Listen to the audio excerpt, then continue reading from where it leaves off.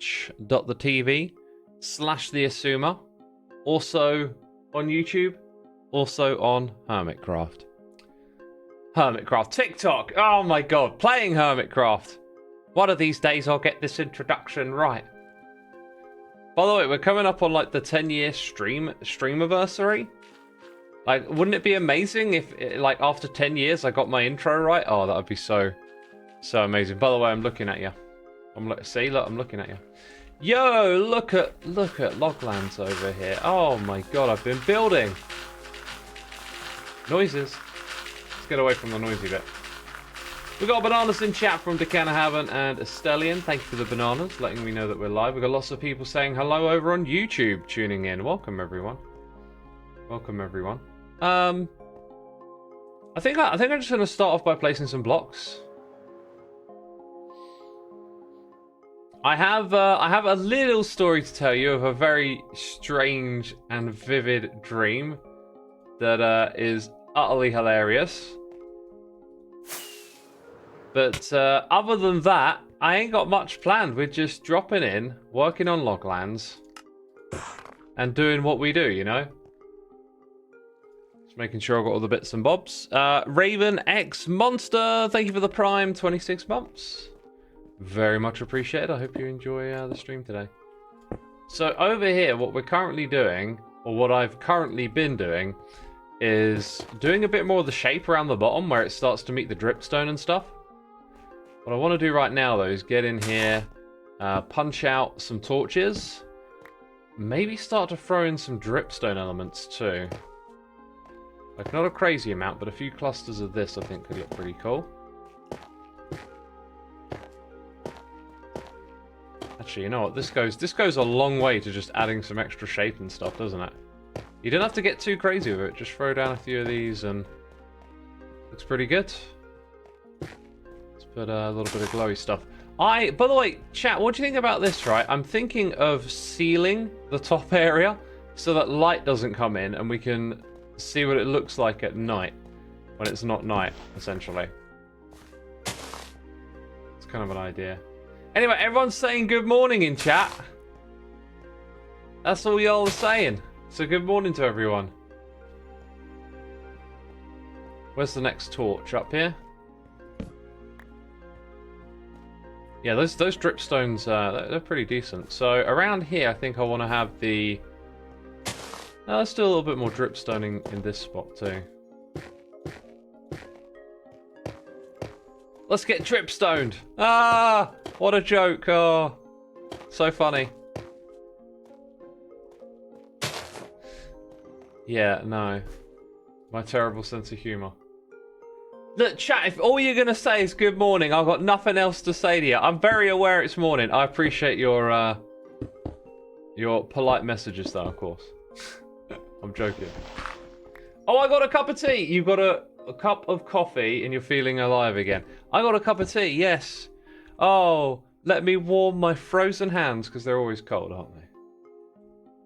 Cypress says, hello, happy to be here after the craziness. Welcome, my dude. We're in the post-craziness era now. Sauce Daddy! Thank you for subscribing. I like that name. It sounds like a rap name. Sauce Daddy. It's good. Reminds me of that rapper. What's he called? Sugar Puffs. That's it. Yeah, Sugar Puffs. Named after the cereal, right? That's how I remember rappers' names, you know. Like there's that rapper named after those candies. What, that Skittles? That's his name. Yeah, Skittles. Named after those little candy pieces. X, I've been pronouncing your name wrong since season 6. How do you pronounce it? Vex, I pronounce it the exact same way you do. I also pronounce it wrong.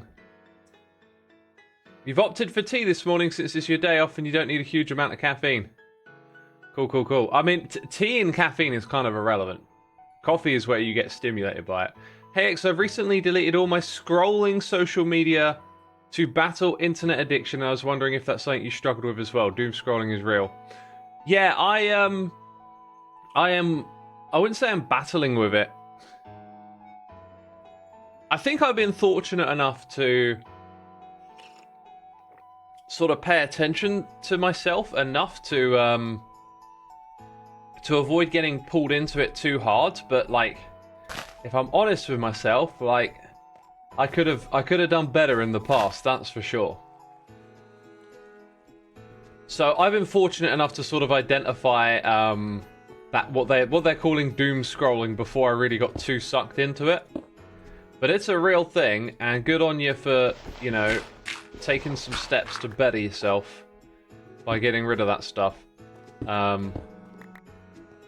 Yeah, I think I don't doom scroll, but I do peruse YouTube looking for videos to watch later, and then I try and remind myself, like, you don't need to be doing this. Like, you're searching for stuff you weren't even aware of.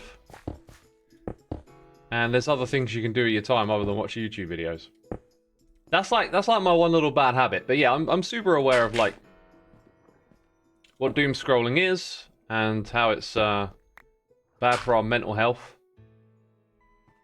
Here's something y'all can answer for me, because I see doom scrolling, when people say it, as talking about scrolling through bad information, but I'm starting to think it's maybe not bad information, but just the act of continuously scrolling.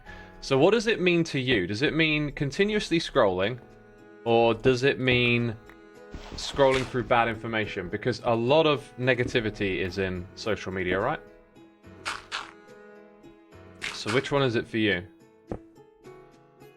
Doom scrolling is getting stuck sitting there scrolling for too long, says Exile. Yeah, I would say I've never really doom scrolled in a long time. I used to, I tell you what, if I ever doom scrolled, it was when I used to be on Reddit, and I would just sort of sit on the toilet looking at Reddit posts. But then I noticed that, like, sometimes I would just keep looking at Reddit posts when I'm done, and I'd actually spend like way too long on there. A Dead Gale 13, thank you for 22 months, and Dante Redeye, thank you for 61 months. Much appreciate the support.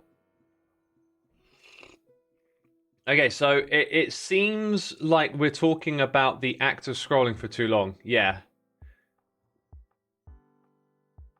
Yeah, I got over that a long time ago then. It's more recently that I've refined some of my behavior to stop consuming as much content. So the doom scrolling thing, I kind of like noticed that probably before it was even a term. Because you have the endless scrolling mechanic, right? And I think a bunch of documentaries and stuff came out on Netflix with some of the creators of these social media websites, and started to really bring to people's attention these sort of design UI elements that they themselves don't use, because they think it's like corrosive or whatever. So I became aware of it like quite a few years ago, I guess. And so I've never, yeah, in that context, I've never been a doom scroller, I don't think. Except before the term existed, as I just pointed out. But yeah, like scrolling endlessly through negative news, that is something I won't do. I've been around too long. I know how the negativity stuff works. There's always something bad to talk about, because bad things happen every day, right? And it gets your attention, and that's the problem. It gets your attention.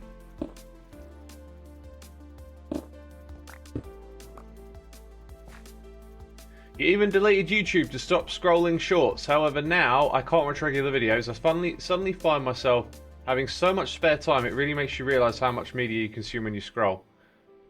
Yeah. Time evaporates, right? Little things like that where you think, you know, it's time. Like, what's the term killing time? You know, when you think you're killing time, that to me is an alarm bell. Like, killing time? Time is like your most precious commodity you have. It's your most valuable resource. So like, rather than doom scroll, like, what could you do with that time? You could learn an instrument. You could practice a skill, follow a passion. Doom scroll is none of those things. A couple of years ago, you went 2 months without internet and limited connectivity in general. It was the healthiest you felt in years. Happy Crate says, was that forced on you? Is that like something happens and then you know, oh no, I haven't got the internet, and then all of a sudden you find out like, oh, I feel great.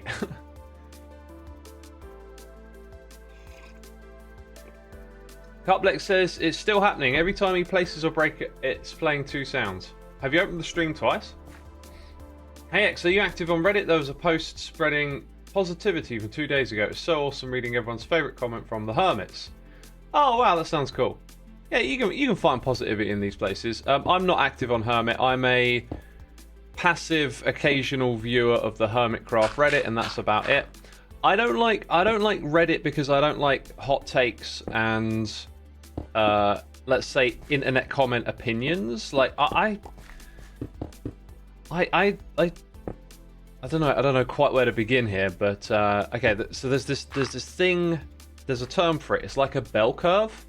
It's like the bell curve of ignorance, which is like you say something like, how does the internet work? And it's easy to think, oh, I can explain, right? Like you start with this high confidence.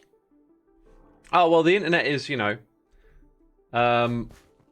just a way to transmit data between point A and point B, and lots of people are connected to it.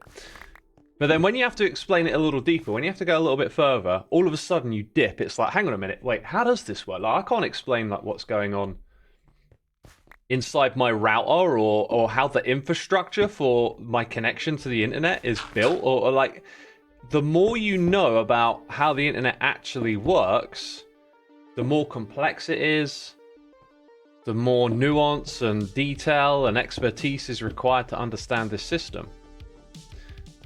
Now, I think a lot of topicality that we talk about online, including opinions, emotional, ethical stuff, I think it's all like that. I think it's really easy to have a gut reaction, but to go deeper into these topics takes a lot of hard work. And so I find that a 140 character tweet, like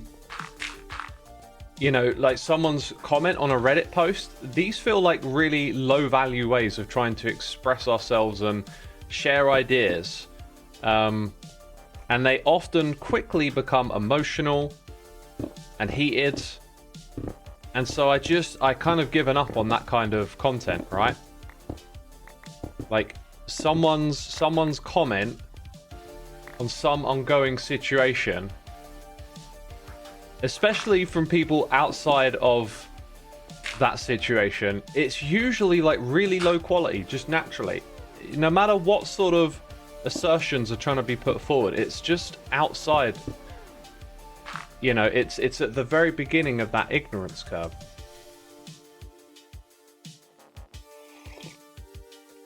Somi says, I miss the good old forum times where you could write with a paragraph or two to make sure they understood what you meant. Yeah, a long time ago, I think there was... It's probably not the length of communication, it's just the amount of effort, because we're also sort of lowering the barrier of entry constantly by making it easier to post, short form content, etc.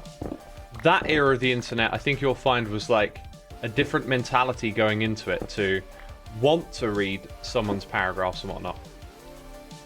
So anyway, if I agree or not really with what's on Reddit and what's being talked about, it's kind of irrelevant. I've just realized, it's sort of like that low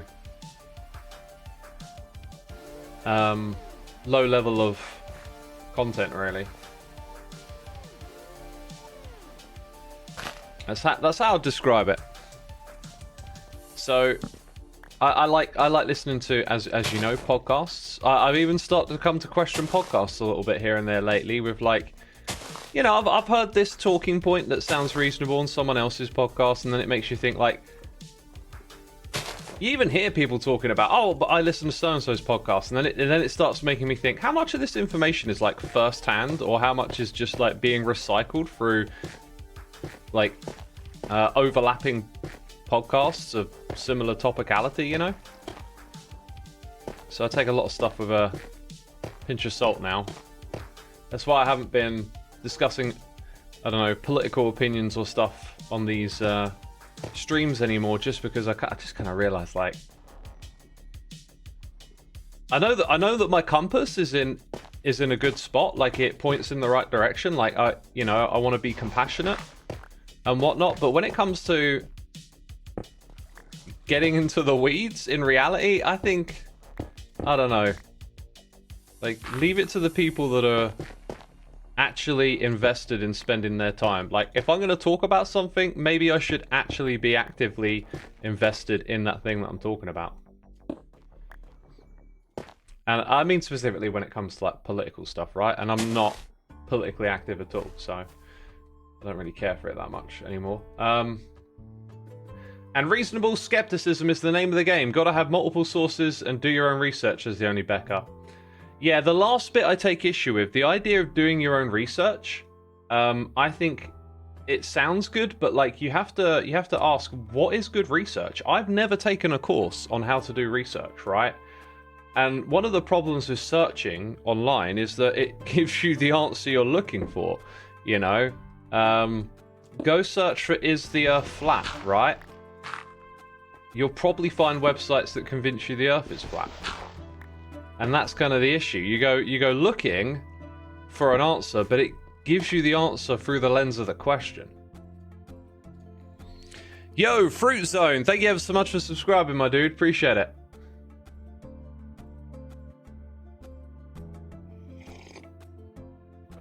Everyone can make podcasts nowadays, so you really have to take some with a grain of salt, as well as if the host is not a reputable source, says Shios. Yep.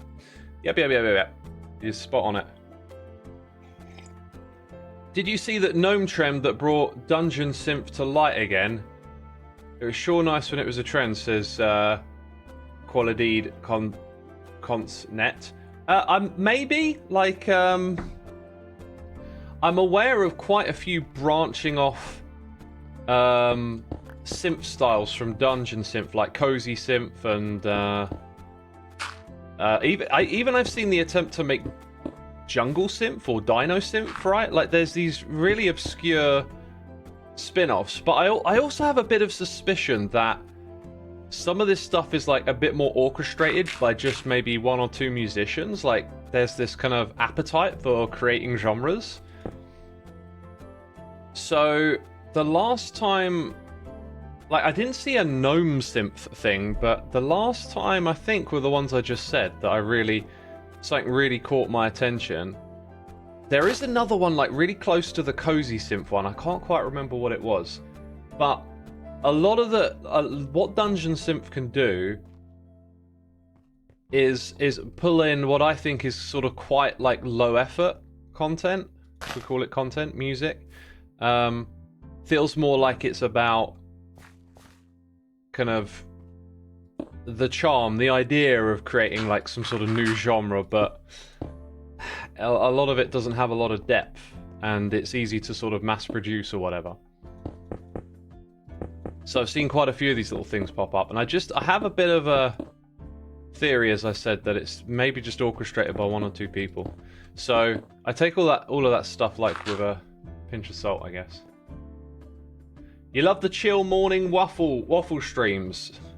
I'm glad you do, my dude. I'm glad you do. Good to have you here. Xisuma, promise I'm trying not to stray from the topic, but I remember you talking about a love for Wu-Tang. Any other rap artists you love for any era? I mean, I have a lot of love for hip-hop. A lot of love. I was listening to Ice-T's Original Gangster just the other day. Wrote about that yesterday. Really cool record that I listened to a long time ago. Yeah, I mean, I love music, and hip-hop is up there. Hermitcraft is honestly the only reason I still play Minecraft, says Trintline. I mean, Hermitcraft is like 90% of me playing as well.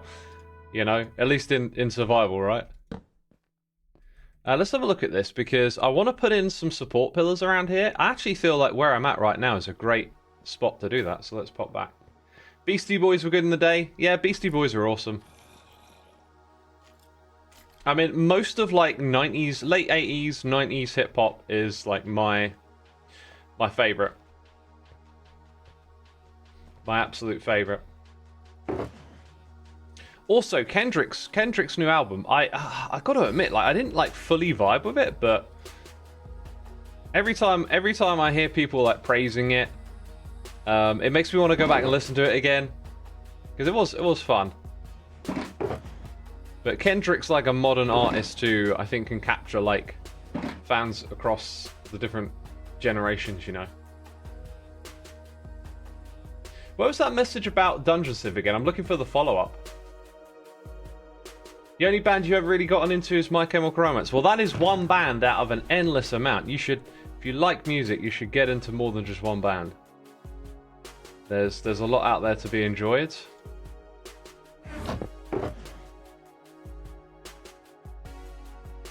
Orchestrated by two-ish people. Honestly, it'd be interesting to see if that turned out to be the case. Makes sense though. Yeah, so like if you look at the record labels that publish this stuff, there'll be different artist names all of a sudden all pushing out like this jungle synth thing, but I've got a feeling it's like the same person. And when I say that, like, I don't mean that in like a they shouldn't do that kind of way or anything. Like, it's not judgmental. It's just I just kind of have this hunch that once you get your head round to how to create dungeon synth in your DAW, it doesn't take a lot to tweak aesthetics and to use different music keys and stuff to sort of tilt the overall feel in a different direction. So it's kind of like, it doesn't take a lot to pivot from dungeon synth to like dino synth, for example. And these, in my opinion, these sort of like dino synth records and whatnot, they're not really that deep. They're very quite surface level. What you hear is what you get. And that's why I have this suspicion that why would there all of a sudden be lots of artists creating this new low effort dino synth? It would make more sense to me if it were one artist just using monikers to kind of try and spark something, you know? And it might happen. It might be that like maybe some of the more popular ones were like started by one person just getting that spark going, and that's perfectly fine if the idea takes off. It's not a criticism of what they're doing, it's just I have this hunch. About it. Couldn't sleep and saw you alive. Super chill stream. Thank you, Xisuma, says Maples. Thank you for tuning in. Have you heard The Weeknd's new... The Weeknd's got a new album out! Oh my god, grab my phone. Wait for a minute for Spotify to load. Does anyone use Spotify on Android? Because on my computer and on my iPad, the Android app is instant. Yeah, on my phone, it just takes forever to get going. It's like booting up an old computer. It's just doing stuff. I don't know what it's doing. It's annoying. I'm annoyed. Spotify, do better. Okay, it loaded. See, I told you it'd take about a minute. The Weeknd. Albums. Hurry Up Tomorrow, new release? Yes, please. Let me put this on my list. I've been waiting for a new... Oh, this is great. When did this come out? January. Oh, it came out yesterday. Oh, right. I am going to enjoy listening to that. Thanks for the heads up. Yeah, I really loved the last record. Big Michael Jackson vibes. I mean, that's what I want. Well, actually, you know, I don't know what style this record's going to be in, right? Like, I'll accept whatever it is. If there's a new direction, let's hear it. But I absolutely loved the Jackson vibes he was hitting on the last record. And it feels so fitting of pop music right now. Pop music's in this great place where there seems to be a lot of like nostalgia, but like reinventing those old sounds, polishing them up, bringing them to life again. There's a lot of like disco, soul, and 80s pop just kind of recirculating, and hearing someone do the Michael Jackson thing so well was just an absolute delight. I loved it. Speaking of records, out of all the songs you made a cover of, which one was your favourite? Oh, that's a tough question. I think I'm just going to default to saying one of the first ones, An Elegy of Icarus, just because that was one of the first songs that I learned to play through that like really challenged me, and then I sort of learned to like articulate myself through it, if that makes sense. You know, express yourself a bit more with your playing. I feel like that was a really like pivotal song for me to kind of like level up my playing and become a better guitarist. So I'm just going to answer that. There was a female rap song the other day I listened to. It had this amazing 80s rap vibe. I really liked it. I was disappointed her other things were not so much. This coffee bacon. You'll probably find that like in the web of styles that you can put onto an album, because you know some artists are going to like jump around a little bit. Like it's kind of fun to do a novel 80s style track or whatever. Also, if you know a lot of hip hop, like sometimes you'll hear like songs on a record that are just throwbacks, like using a particular beat or something. And if you know the history of hip hop, it's like, hey, this is like, one of them is Slick Rick's Children's Story. Once you know that beat, you'll hear it in a lot of hip hop tracks. And sometimes you hear people even like reuse the cadence and stuff because it's just like a classic and it's part of the whole tapestry to kind of do that. X, how do you stay dedicated to a big project for so long, says Charlie of Tank? I think it would be the process of being the thing that you like. So with what we're doing over here at Loglands, there's this daunting big picture, but the question is, do I like doing the things that get us there? Do I like, you know, either streaming or maybe I'm watching some Deep Space Nine while I place a load of blocks to eventually create this crazy landscape that we got? You have to like the various components that make up those big projects, right? And if you like those little individual slices, you just chip away at them. It's not like placing these blocks right now is not about turning around and going, it's done. It's about enjoying hanging out with y'all and just doing the latest bit, doing the little bit right here, you know? Hey, Nathan Nuke! Sorry, Nathan Luke. Can I call you Nathan Nuke from now on? Thank you so much for using the Amazon Prime. Appreciate it. Thanks for supporting the channel, my dude. Let's go check. TikTok. TikTokers, it's your turn to have a little bit of my time with the chat. Quaylead says, also regarding the gnome simp thing, I did a quick Google and it seems it was popular and had a bunch of artists. As for the splinters, though, it seems you were right about the few artists. Oh, what? So like they're all on the same label or something? Is this a fake account? Yes, it's a fake Xisuma. It's not the real one. Definitely not the real Xisuma over here. Can I see the full build, says Oscar? Yes, you can. It's kind of hard to see, like, without turning the camera around. But this is as far as we've gotten along so far. It's all about decorating these sorts of spaces at the moment, so we're kind of partially done around this side. Ooh, I've got some light sources. Yeah, just back here I need to come over here and get that so that mobs don't spawn there. But yeah, absolutely loads to do in here. However, we've really pushed along.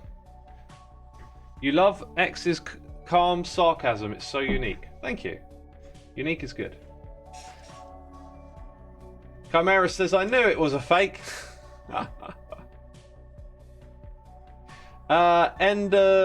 Enders 1A. I need to sub to you and Pearl, but I don't have a job right now. Dude, don't even worry about it. Don't feel bad about that. Never feel bad about not being able to directly support. It's cool. Don't worry about it. I appreciate you being here. It's not just a fake. It's a deep fake. Oh, it's a deeper than that fake. That's what it is. You didn't expect it to go that deep, did you? Jeez. Silent Foxy, thank you for using the old Amazon Prime. Appreciate you dropping that on me. Thank you very much.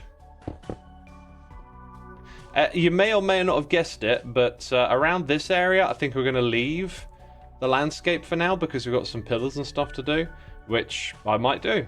I might start doing a bit of that. We'll see, we'll see. Also, I think I'm going to do a couple of other passes eventually in this area where we go around and add like some, maybe like a bit of a basalt with some lava and smoldering campfire type things, you know, like just to break the whole thing up a bit. So, like, this is a long way from being fully done, that's for sure. But for now, I kind of think that's about as much as I'm going to do over here. Glow liken's kind of good. So we only added 2 support bits there. I kind of pictured there being more. If this one has like an equivalent pillar to that, it's going to be sort of like right here. But trying to do everything symmetrical all the time isn't always the best approach. So I might completely ignore that. I do wonder if I should put in some trapdoors down at this level, maybe. I mean, we've got to keep that there.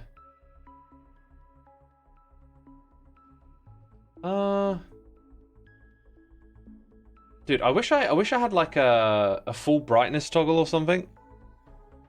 Just to sometimes check the thing. Hey, Anonymous! I appreciate your generosity. And y'all should see some animations on the screen because I went and fixed them all. And there's 1A, you've been gifted the sub. Thank you so much, Anon. There you go. Awesome, enjoy the emotes. Very kind of you, I appreciate that, thank you. Okay, apparently my Minecraft sounds are doubled for some reason. No wait, okay, hang on. Why would they be doubled?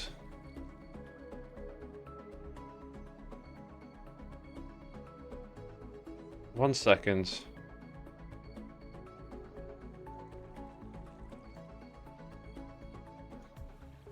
Okay, so like, are they doubled now?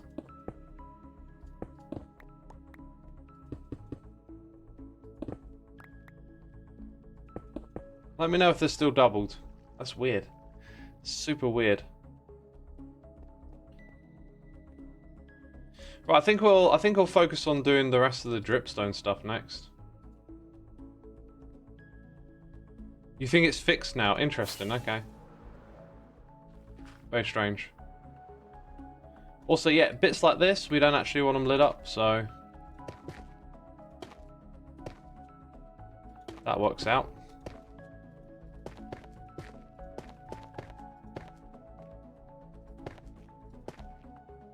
Okay, a little bit of glow lichen somewhere around here, but also I'm going to use some of that. I think I want the glow lichen towards the front. Towards the front sides.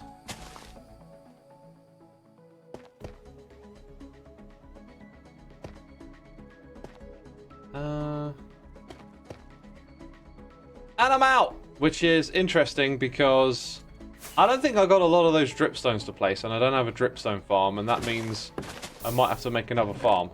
Oh look, there's some. There's some more. My inventory's kind of full for picking up these blocks.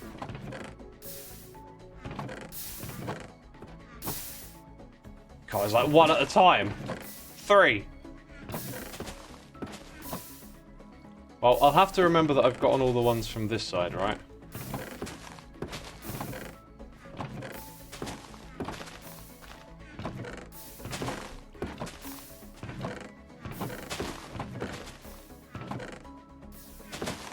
The mouse cursor defaults to being here, and it kind of like covers up some of the screen. All right, there's enough to do a little bit more, I guess. Whoa! Bam! Okay.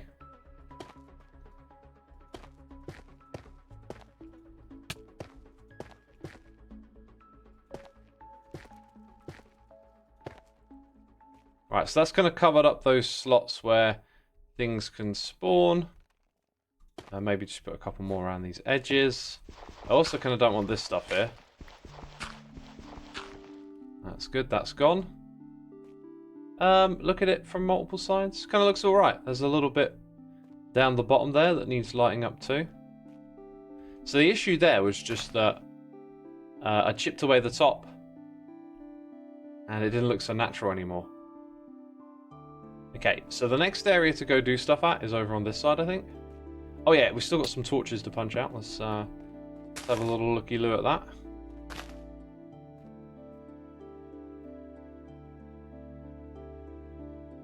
Is the light level thing a mod or a resource pack? It's a mod, but there is a resource pack on Vanilla Tweaks for it.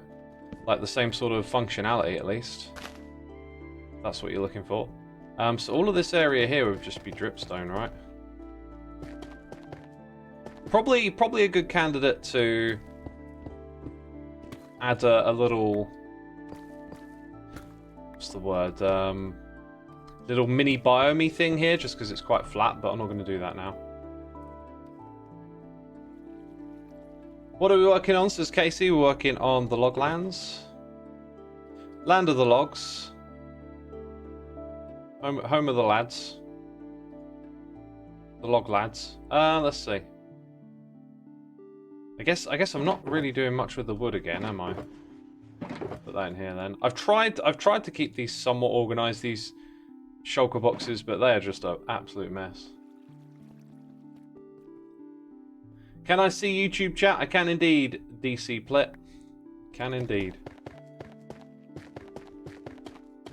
Unless that message was just, you know, just completely random. I just completely randomly said those words. Speaking of which, who's heard that old adage that if you had infinite monkeys and infinite typewriters, that they would type up a story about a bloke called Shakespeare? Don't know who he is, don't know why he's shaking his spheres, but have you heard of that old adage? To be serious, the idea is that, you know, infinite time, infinite monkeys, infinite typewriters, they'll eventually type the entire works of Shakespeare, right? Well, some brainiac out there who wants to spoil our fun decided to think about that and realise something, that that's an extraordinarily large thing to achieve, right? So think of it like this. For a monkey to, you know, type the word no, it's 2 letters. So put a bunch of monkeys in a room with some typewriters, and you know what? You might see them, you know, all of that, and then punch out the letters no, right? You might see it happen. Now, no, please. It's quite a stretch, isn't it? So if you think about how, like, every letter is like an individual multiplier, and the entire works of Shakespeare is just, you know, a massive amount of, like, words and paragraphs, but, like, the rate at which we multiply, the odds of it happening is at the letter level, right?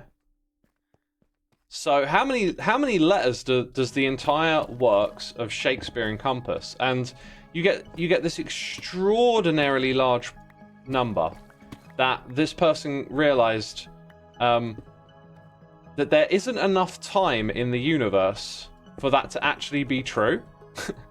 So if you had an infinite amount of monkeys and typewriters, okay, if you had infinite time, it's true, but, like, with the amount of time available in the universe, it's not possible. Like the number is so astronomically big that the chance is unbelievably low of it happening. And that to me was, like, really fascinating, because, like, we make a point and then, like, we kind of imagine infinity as, like, being some probable thing, but in our universe there isn't enough time, which is just like, wow. Crazy to think, right? Not enough time. By the way, from Wikipedia, actual monkeys. In 2002, lecturers and students from the University of Plymouth Media Lab Arts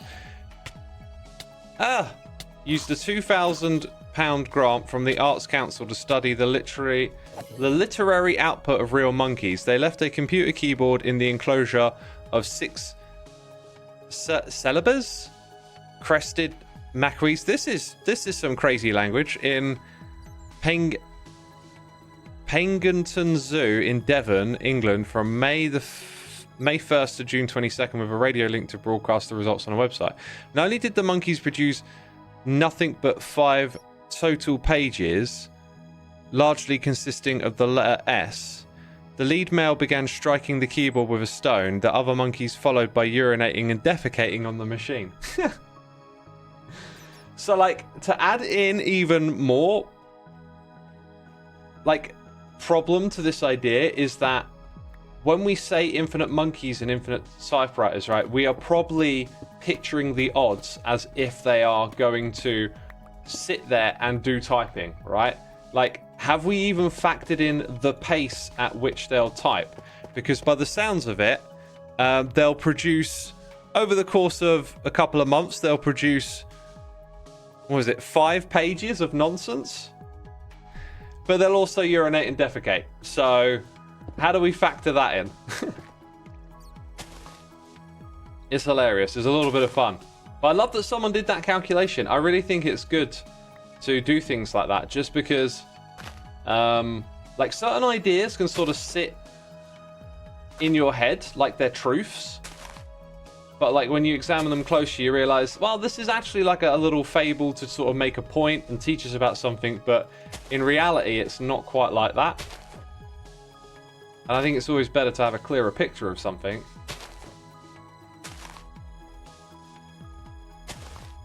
Yeah, that's super fascinating.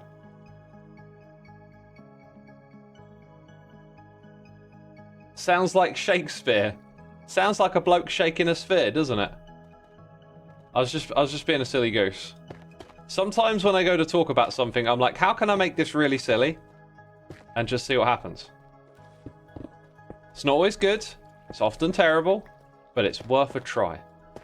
And I tried. With that old shaking of the spear.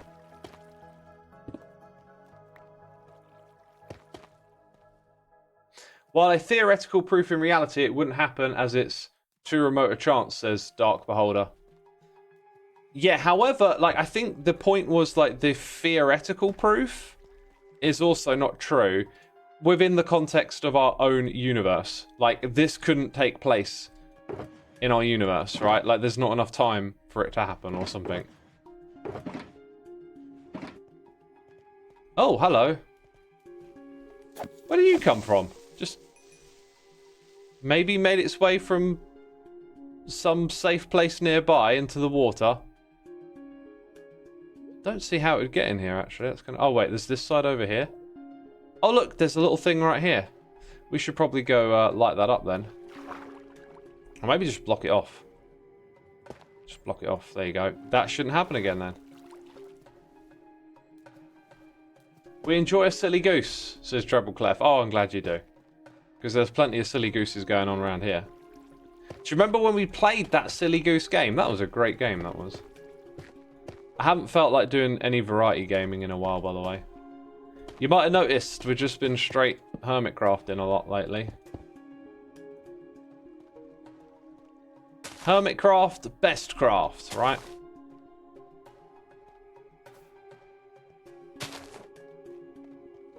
Untitled Goose. Yeah, Untitled Goose game, that's the one. Have you guys ever thought of using the Deeper Dark and Better End and Better Never for a Hermit series? I would be up for doing custom terrain to an extent. I think I'd avoid mods, but I'd be down for using a data pack. However, as a group, not many others share that sentiment, so I'm kind of on my own on that one.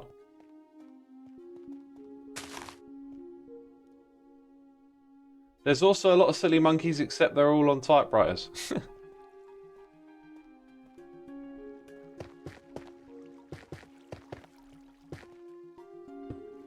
Consider that we are an infinite number of books. Sorry, there are an infinite number of books you can write that start with the word computer, and none of those books would include the works of Shakespeare. Yeah? What's the point of that, though? Oh, are you saying, like, because there is a word before Shakespeare's vocabulary? Like,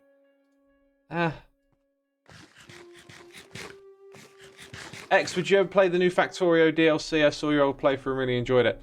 I did play it, and I'm done with it, fortunately.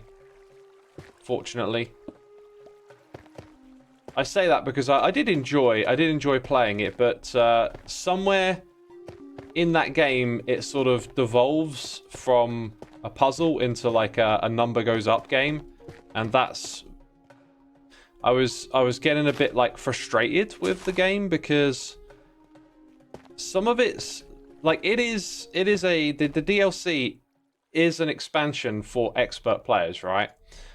There's a lot you can do as a novice, but then the way they've opened up the end game, it is ultimately a lot of like top level grind. And if you don't pick up on like the way to do things, you kind of end up wasting a lot of time. So like I made several trips to that Aquilo planet, and each time there was just some like odd thing about my journey that I had to rebuild my ship for. It became very grindy, let's say. And it also devolved into a number goes up game. Like trying to get all the legendary gear was grindy, and I realized that a lot of the stuff I'm now doing is just to like improve that pre-existing system. And that's the number goes up game. And I was enjoying it, but then I took a break and it lost its spell over me, which is what happens when I play games. I get a break and it kind of like changes my brain chemistry or something, and then I'm like, oh, I see what this is now. Yeah, Xisuma, do humans have an innate sense of time? I think we absolutely do, right? We sense the passing of time. Maybe that is not a pure sense. Maybe there's something misleading, or what would be the right word? I don't know. Maybe it isn't as tied to reality as we might think, but we all experience the passing of time. So clearly the answer is yes, right? It's just maybe what that is not as much a physical reality as we might think. Hey X, being an Australian viewer has me wondering if you could collaborate with Pearl more often. I played Hungry Hermits with Pearl the other day. That was really nice. Yeah, I always enjoy hanging out with Pearl and stuff. I think the time of day where I'm like on here not doing much other than this, you know, is like in my evenings, like at the end of the day. That's when I'm most free, just to like turn up and hang out with peeps, and that's usually when not much is going on. Like it's kind of like once the Europeans have logged off and before the late night crew logs on. It's kind of my time where I'm here at the computer just not doing much, so that's just how that works out. Vanhar21, thank you for 86 months, my dude. Very much appreciated. Hope you're enjoying the stream and having a good time. Thank you, thank you. I think we might want to just shake up some of the terrain around here a little bit because it's getting a bit repetitive. I think the actual dripstone itself might help with that at some point. Also, this terrain here, I think we're probably going to end up keeping this as is. Like, there's a bit of dripstone here to be restored. I'm not sure how I feel about that. And then there's these bits here. Yeah, I think it's best probably not to get too distracted by what's going on over there. And when everything else is done, I might look at that area and then be like, ah, here's what we need to do, you know? Gonna need some light here.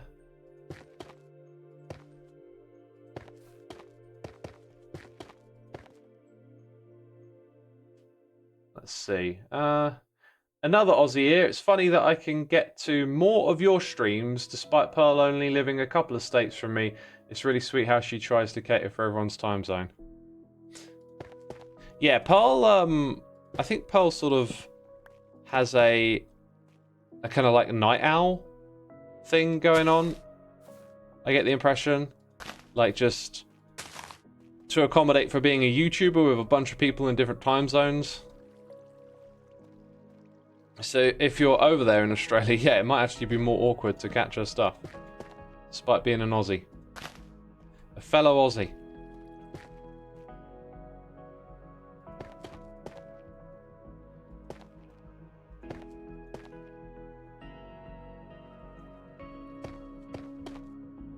Right, let's get some more of this.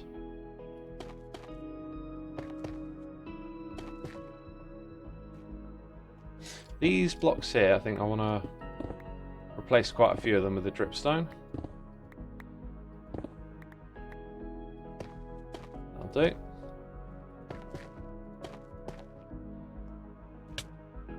Armored Monkey! 76 months in a row. My dude, thank you so much. Thank you so much. Hi, X. Hope all is well. Thank you again for many years of entertainment. Shout out to the mods for everything they do. Shout out to the mods, y'all. Shout out to the mods. Indeed, indeed. In theory, somewhere in the Library of Babel is completely accurate prophecies for the future, but it's impossible to tell what's true among all the nonsense that's dusty stars. Alright, that is something I can talk about. This is something I constantly think about when I'm absorbing information. Is this whole, like, holding information in a vacuum is how I would describe it, right? So, like, Nostradamus, right? Predicted loads of stuff like 9/11 happening.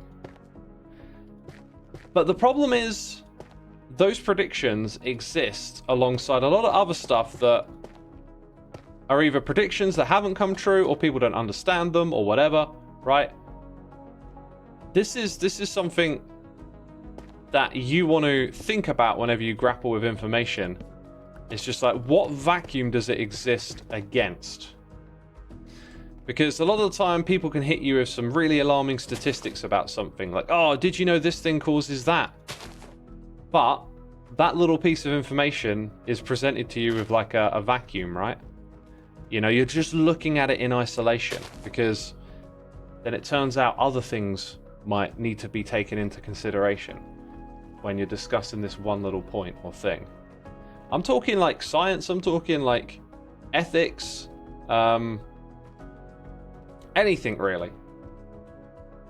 The more of the picture you can see, the better. It tends to be how it goes, but also the bigger the picture, the more complex, the more difficult it can be to get your head around. But it's a very common thing I've noticed. And I wish I had a more poignant example, because there's a few things I've encountered recently that have made me wonder, like, yeah, what's the broader context here? What am I not knowing about this thing, right? Like, you presented some information, but it's like, is this all of it? Is this all there is to know?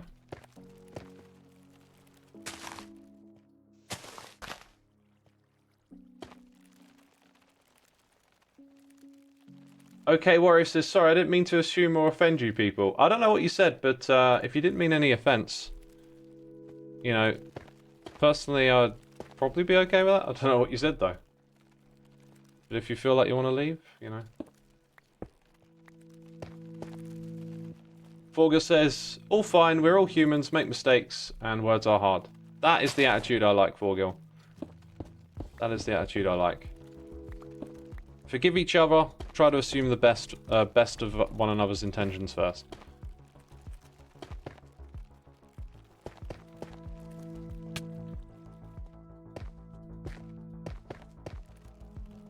Right, so over here is where we're obviously going to like start to rebuild this a bit, but maybe not today. I feel like we've done our fair share of grindy block placing for now, haven't we?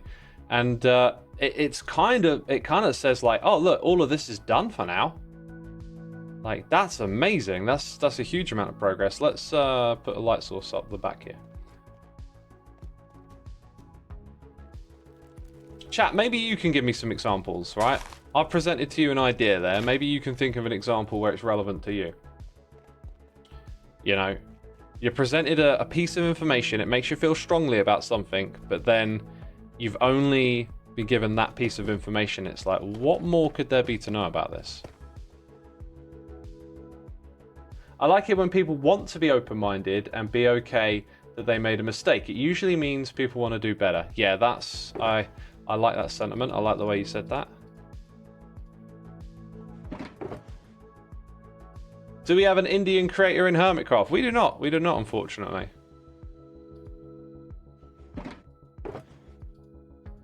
Yeah, we're mostly Americans, Canadians, Europeans, and an Aussie. And a South African. Or I always think of Ren as being British, though. He's just... I think he's, like, absorbed the culture in a way, you know? Got a lot of commonality with British experience, I guess. South Africans, whoop whoop! People like to be represented, don't they? It might be unrelated to the discussion, but it's nice to see you've dripped out your base. Oh, well said, well said. Yeah, there'll be more dripping out around here with the dripstone for sure. So where do we want to go next? We could possibly build a little over here. I sort of feel like this bit of redstone here is a puzzle that I probably want to figure out off camera.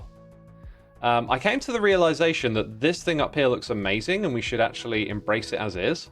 So at some point we'll probably put like a wall back here, find a way to like incorporate all of that. Here's what I did yesterday, by the way, like just starting to figure that out. I kind of realized that this wall shouldn't be flat and there's quite a bit of space here to make it go back a little bit. On this side, we could probably leave it as is for now. We got a tower to work on. I've started to try and like change how this looks a little bit. There's some awkward stairways to do there. I think my mind is kind of drawn to this wall here. And then maybe start to figure out what we're going to do in this space. I'd really like to introduce some blocks we haven't used yet. Now, we want to use wood in a lot of places. But my gut just tells me to do something a little different over here.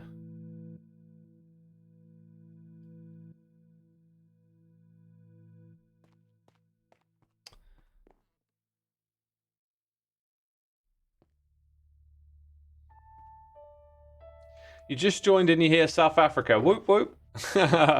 Perfect timing, I guess. So what blocks and stuff do we want to do?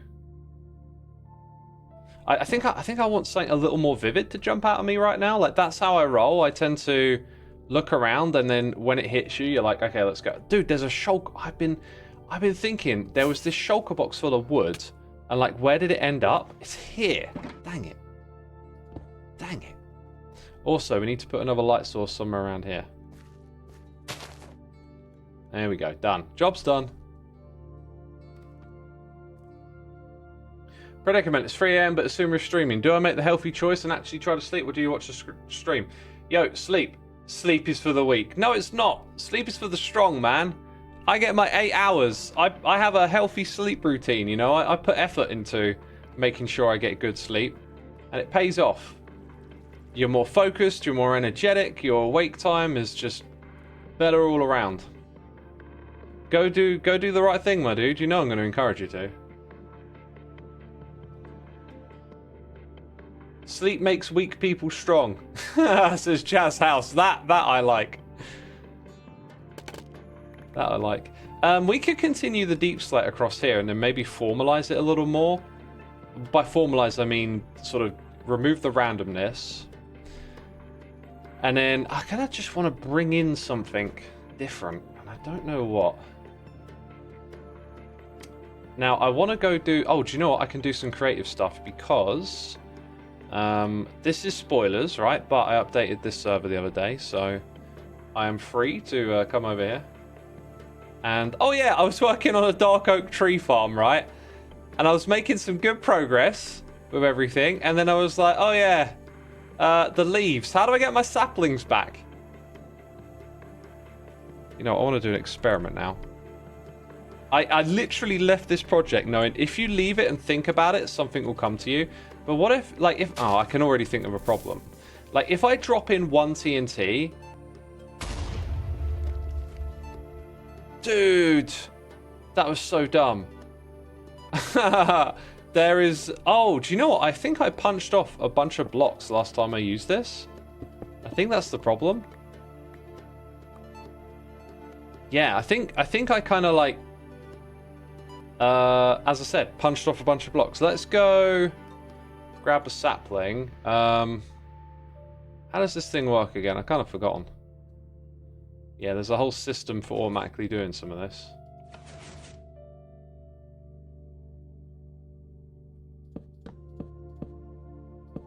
Let's just manually do that for the time being. So,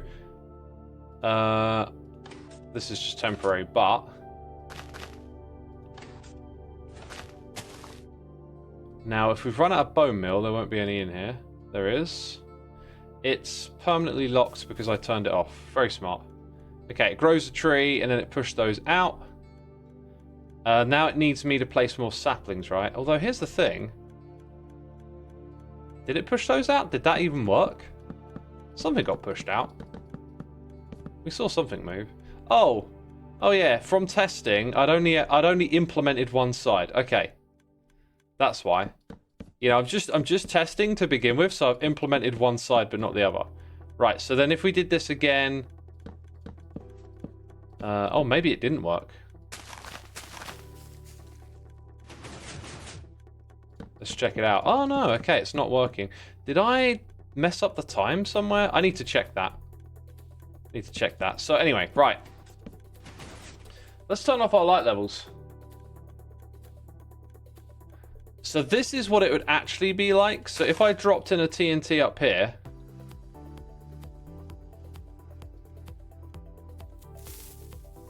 Like, it can blow up leaves.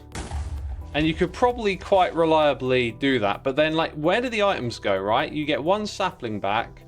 And then where does the rest of it go? How do they get picked up? Maybe in an allay. The allay will eventually just get killed, won't it? We know this. Okay, so it grew another. Right? And then you do this again. Now, maybe I could use multiple TNTs around the outside. But, like, it's going to get really awkward to make this precise. You've got to protect the redstone, right? Like, I want to make a nice, simple dark oak tree farm, and I don't know how to do it. This would also be like a pale oak design, which is why I was keen to do it. So,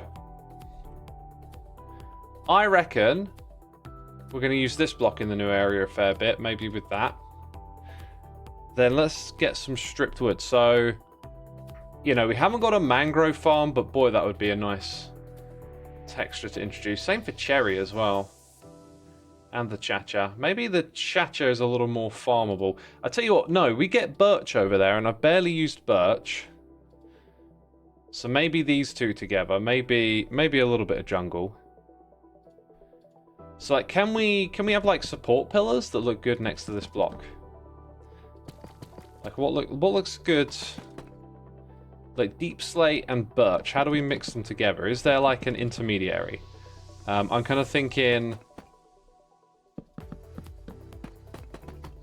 that might be the way to do it. That adds a nice subtle element of depth. Yeah, this is probably the direction to go in. Now, when we get to the top area, what I'm picturing in my head is using some particular blocks. Where are they? Functional blocks. Some of this stuff like can look quite technical. I'm going to grab grindstones and blast furnaces.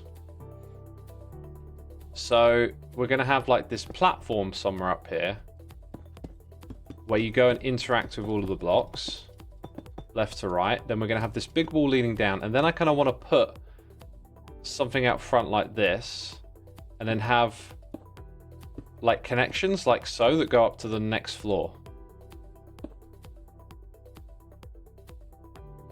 Now the thing with that is that doesn't the use of the grindstone suggest like a chain that's hanging? Isn't that what we do with the grindstone? Now that looks superb. Maybe you can get away with something like that. Ravengers can destroy leaves, but most other things, right? Could work somehow, says Callie. That's a great idea. Do they drop the saplings would be my next question. Whenever I am in the troll chamber, I always feel so bad for X having the copper permit. It totally killed my business, didn't it? Totally killed it. Someone remind me what he's doing. I just joined. LJC, welcome to the stream. Also, Jazz House, thank you for subscribing on Twitch with the Amazon Prime. Peeps on the TikTok and on the YouTube. Twitch is the home of my streaming. This is the place where we have the emotes in chat. We have all the perks. If ever I'm not able to multi-stream, this will be where I'm streaming. So please do come over here and drop me a follow. Check it out. To answer the question, we're doing a little bit of creative design work because doing this kind of stuff in survival is really, really tedious. And I like to just jump in and like look at blocks and look at options through the menu and remind myself of all the possibilities. Yo, the smithing table could be pretty fire. Like, for the floor texture, for the side texture, not so much. Like, it doesn't quite work as a pillar block to me. If you took away the hammer, it might. So maybe actually we do that. We put in this block as a floor, as the floor. We're going to need a trapdoor. We're going to need possibly chains. There's lots of stuff, so we start figuring this out. Dark oak, maybe. Not quite sure where it appears. Maybe we just need more of these, right? My gut tells me they would be like 1 block higher. So you got that little bit of a ledge. Then you've got your walls like this. So then they would connect and their shape would change. And I do prefer the other way around. So let's double that up. So that could make for a okay-ish pattern. It needs a bit of more shape off the front now. Cosmic Dragon Turnus? Cosmic Dragoneternus. I mean, that is like an epic name, and I'm just butchering it right now. I'm getting it totally wrong. Thank you, my dude, for resubscribing with the Prime. 10 months. We also got the Gamers Hollow here with the Prime. Thank you so much. Thank you so much. All right, chat. Someone says use deep slate tiles. We're using tile wall. Suggestions are welcome, chat. If there's a block you think could fit what we're trying to achieve, I reckon anvil like that might look cool. Yeah, see, now we're going quite metallic. So what's the other, like, really metal-like blocks? Lodestones are going to be fun when they're cheaper. There's not a lot of, like, industrial metal type blocks in here, is there? I feel like I'm just starting to talk about music all of a sudden. You know, like, we got netherite, but way too expensive. Copper, but very colourful. Basalt exists? Yeah. Maybe. Block of Ramstein? Oh, of course, the Ramstein block, yeah. Industrial metal blocks.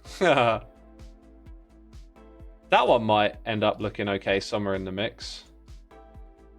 Does feel like we're pushing a little bit away from using wood, but that's might not be a bad thing in the grand scheme of things. Also, what about like the pale oak log? Now we're cooking. Now we're cooking. That's a texture that I think's got more to offer here. Also, let's say we go back a little bit, right?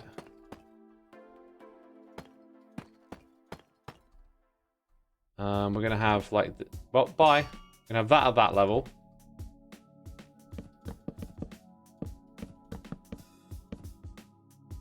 Yeah, so that's perfectly fine. We need the space behind it so that it goes flat. As soon as it connects to a block, I find that shape to be kind of ugly. So yeah, we'll do that. Now we need something that connects this to this. For the mods, do you know if Xisuma reads the comments in this YouTube chat, says Fran? I'll let the mods answer that. Deep slate with endstone, maybe polished basalt or some tough. I'm going more in a direction of like unifying a wood, which we've done with the pale oak, even though it's not one that comes over here, with a sort of darker metallic palette, I think is where I want to go. Maybe we'll just bring that down to this level, which will probably look nicer from this side. Occasional thing like that. If that looks good, and then if it's an odd distance, you then just do that, and it also looks good. So I think the anvils works quite nicely here. So it's going to be these all the way across. So from this perspective here, I'd say pretty good. From that perspective, this part looks good. The only thing now, I reckon, is that this is going to be quite long and repetitive. So it needs something to break it up in various places. There's just a little tint of red there. Oh, do you know what?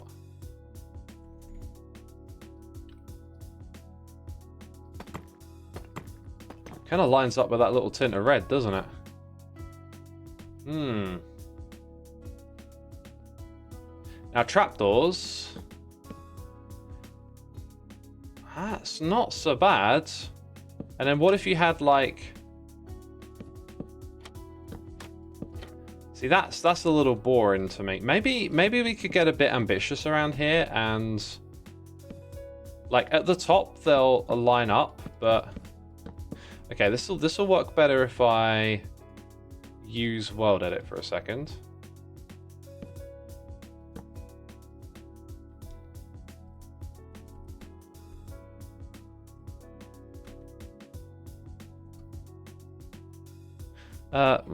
Did it wrong. Pale oak log. Okay, so check this out. What if we just go...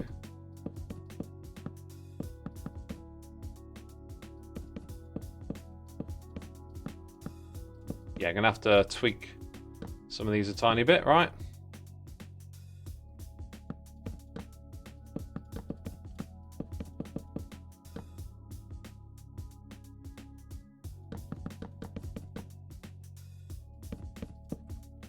Okay, so replace air with deep slate tile wall. It doesn't connect them.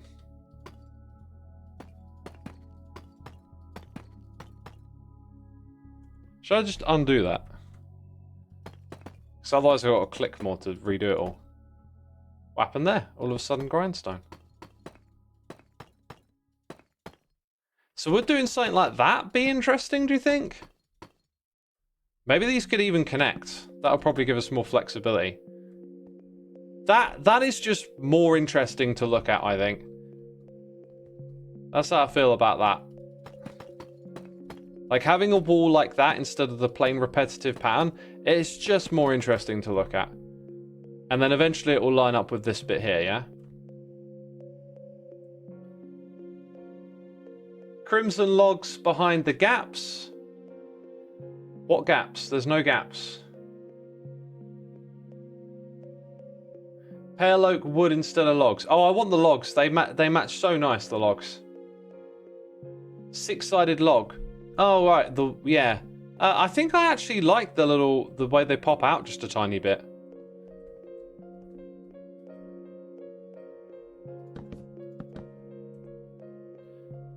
What do we... Right, hang on. Yeah, okay. So let's go... Replace... Pale oak log with pale oak wood, which is at the bottom.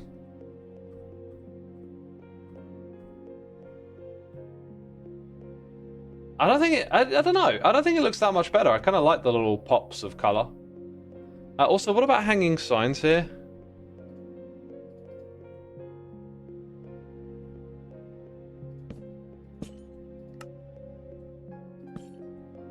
I think the dark oak actually fits in quite well there. On the next floor, though, there will be some gaps, right? And I think in the gaps, we just put in some of these. Maybe. Then behind all of this, we're going to need to do something to signify like which material it is. But that looks killer. That is where we are going. That is what we are doing. Chat, what do you think? Do you reckon that's the way to go?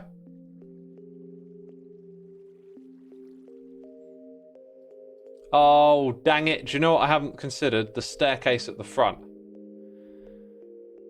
Which I could possibly move and put somewhere else. To be fair, it's going to be kind of ugly where it is. Maybe what we do is we put in like an elevator system just over here. Yeah, I'm going to do elevator system because I really like that design we just came up with. So, goodbye to this bit. You didn't last very long, did you? You've been sitting there for a couple of weeks and you've been kicked off of Loglands. Oh dear. Ah, what a... Jeez. With the scaffolding.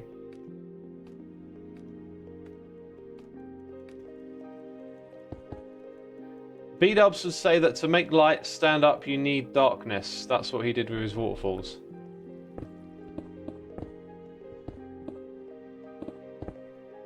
Instant karma, haha. What did I do wrong? Instant karma. For what? Jeez. Just placing blocks. That's all I'm doing. Placing the block placing game.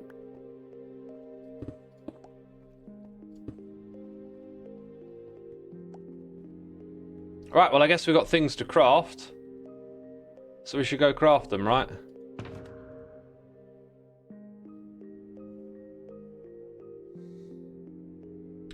Let's go craft them. Okay, so blast furnaces.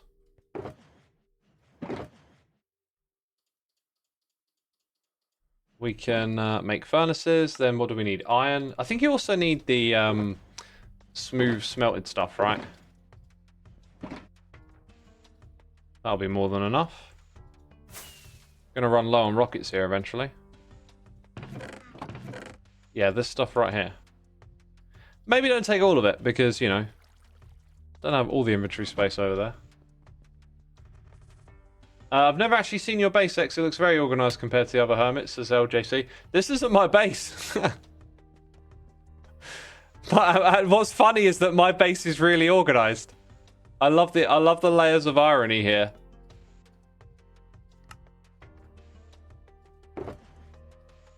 Does anyone want to see my base and my storage system? And how organised it is? Because it ain't here. It ain't here. Oh, let's do that. I need to go get more iron, don't I? So let's go grab some iron. Y'all are like, yeah, I need to get rockets and iron. Let's go do it. And possibly pick up some pale oak wood. Yeah, we need to go anyway. So this is Loglands, and my base is over here, son, fella. This is my base. Not this. This is Ren's base. This is my base. Ow, if we could see it. That's my base.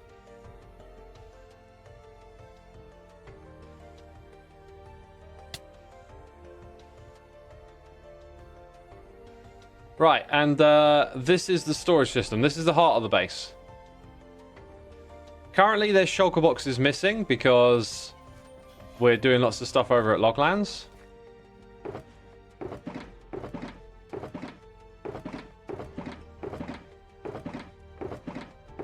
It's literally... Wait, no, it literally is the very last one. I opened all of them. It's up here. Oh my god, there was no others to open. That and iron, I said, didn't I? Here we go. Okay, so we've got some iron. We got some pale oak wood. Blast furnaces, grindstones I can probably just craft over there. That's kind of it for now. Maybe a bit more... Oh, dude, we're running low on deep slate, aren't we? Like, we out. We out of deep slate. You like the greenery? Yeah, it's very green. So, this is like the bit that starts to connect my bases together. There's like a few things thrown in here. Also, who remembers this area?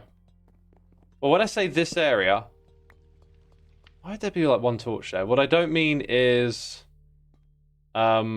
this area. There was a lot of stuff that took place in this area over the course of the season. What I meant was this bit around the corner here. Who remembers this place? Our attempts to prank was just unbelievable. Oh, look. How do I get out? My favorite bit was just Scar walking all the way through, and it was like, we're in the prank area and Scar's in there with us, and he just doesn't know what's going on. You forgot it existed. To be fair, like, the season has sort of shifted away from this area. Oh, I got an egg in the eggovator. These are where we just had all of our, like, starter farms and builds and stuff. Have I got any mail? No. No mail for X. Will you talk about Joel and his rocket attack? I don't know what the rocket attack is. Joel's new tower's a little too big for the current state of his city. I can't wait for him to rebalance everything with the new buildings. It's amazing, though. Is that something he said himself? I'll go have a look in a second. Yeah, that was... By the way, that room there was my original storage area. Then I never really done anything with this floor, and then above it is the villager farm, which still works. Still full of wheat. We finally got it working, and then you leave it and you get infinite wheat. Okay, so Joel's...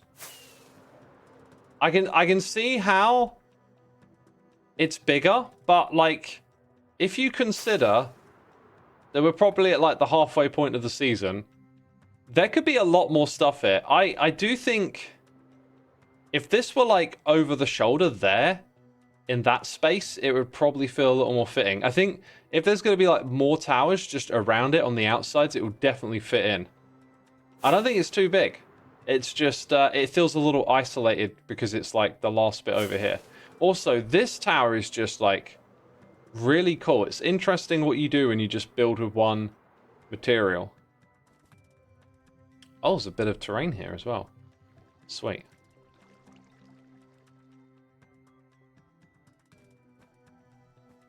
Very cool stuff, very cool stuff. I love this. This place is just...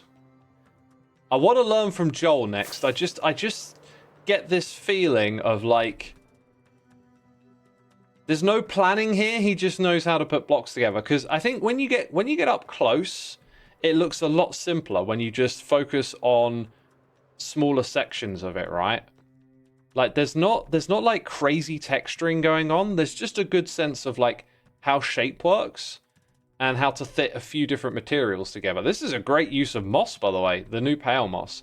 Then when you zoom out, it all comes together. So like, if you look at this bit here in isolation and imagine it's like a wall on your base or something, you could probably be like, it's a bit repetitive, it's a bit plain. But then when you zoom out and it's like part of the bigger thing, that's where it all comes together. I want to learn from that next. I think there's a lesson to be learned here from how Joel builds. And it is like working with shape and scale. And color. Kind of similar to Pearl, really. But I think Pearl's scale is obviously like different.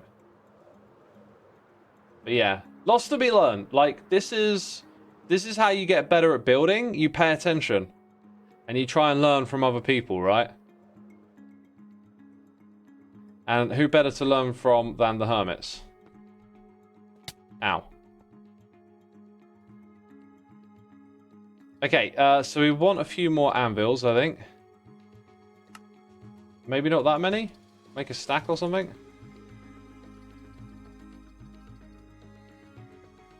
How close are we to a stack? Not enough. Whatever, that'll... I need to make it back in the blocks. That'll do, that'll do.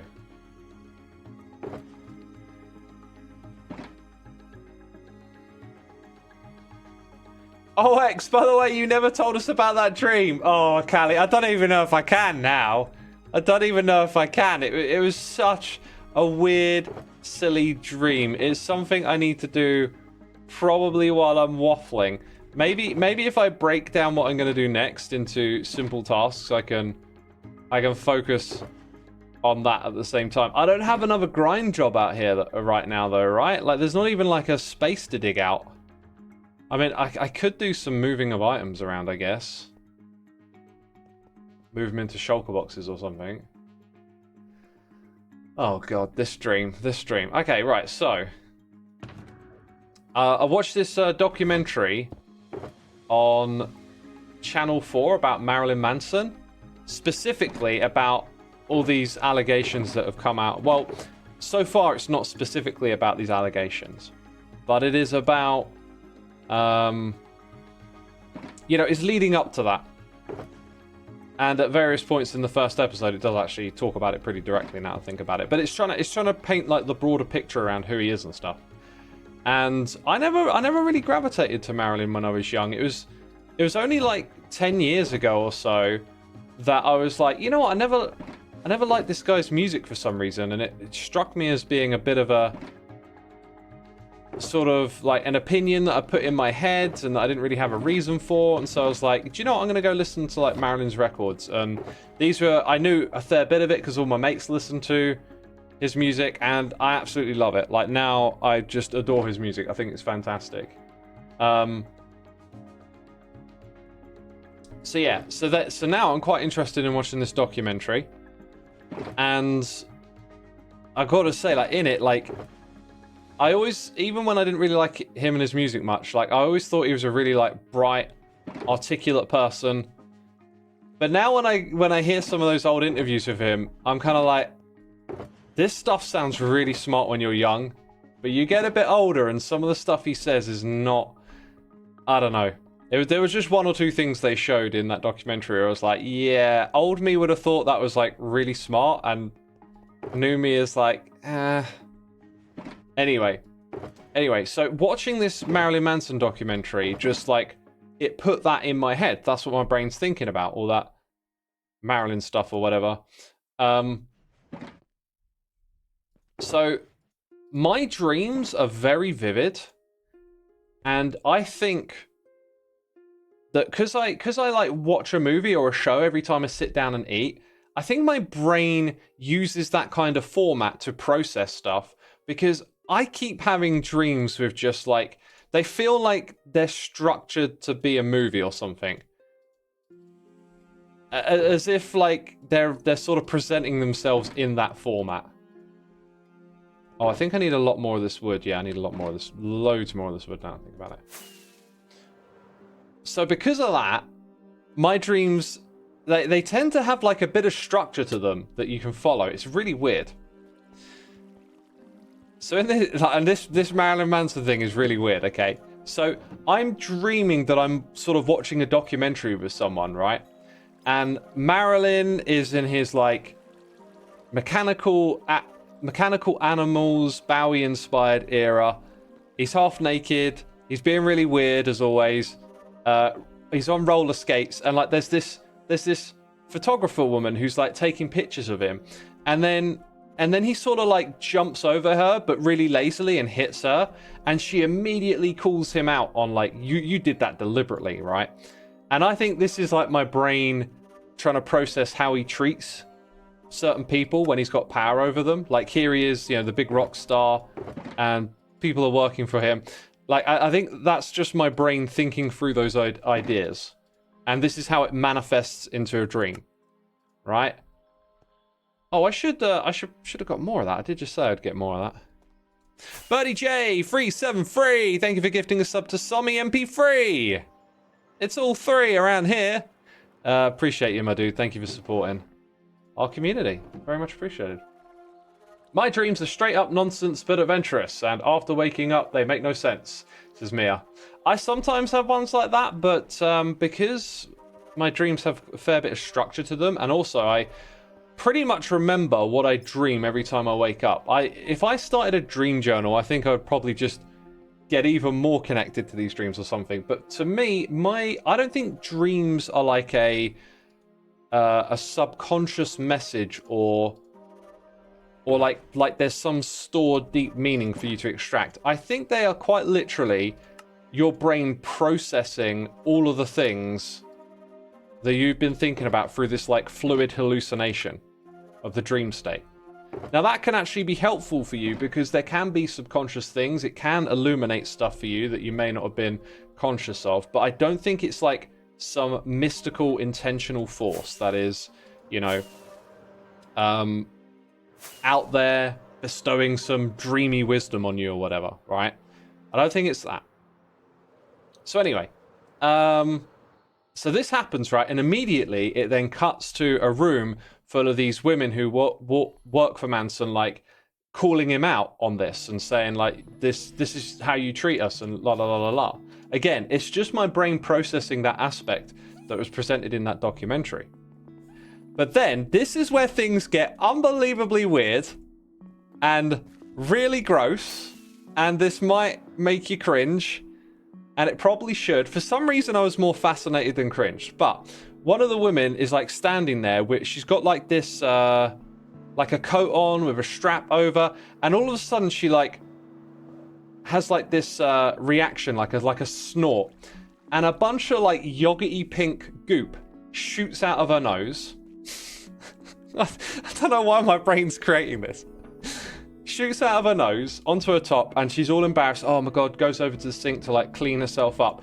And what I remember is initially I'm seeing this stuff, but at this point, someone stops to me and says, like, oh, check this bit out, because I'm watching this on a screen with someone. I wasn't initially aware of that, but then all of a sudden, like, someone is pointing out this thing that's about to happen, right?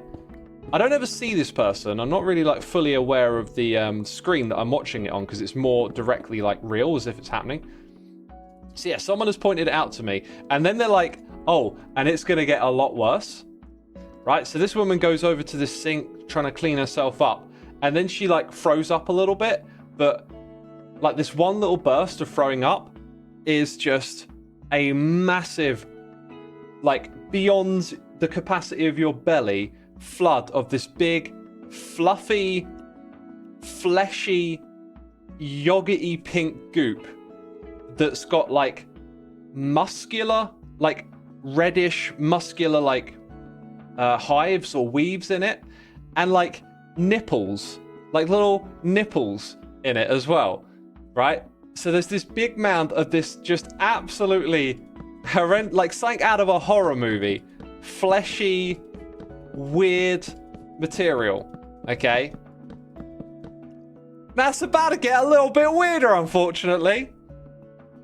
The poor lady goes from a brief vomit to now a straight up projectile continuous stream of vomit across the room that fills up this room, like balloons it. Whoosh, all of a sudden, this fleshy, weird, muscular thing with nipples on it just fills up this room.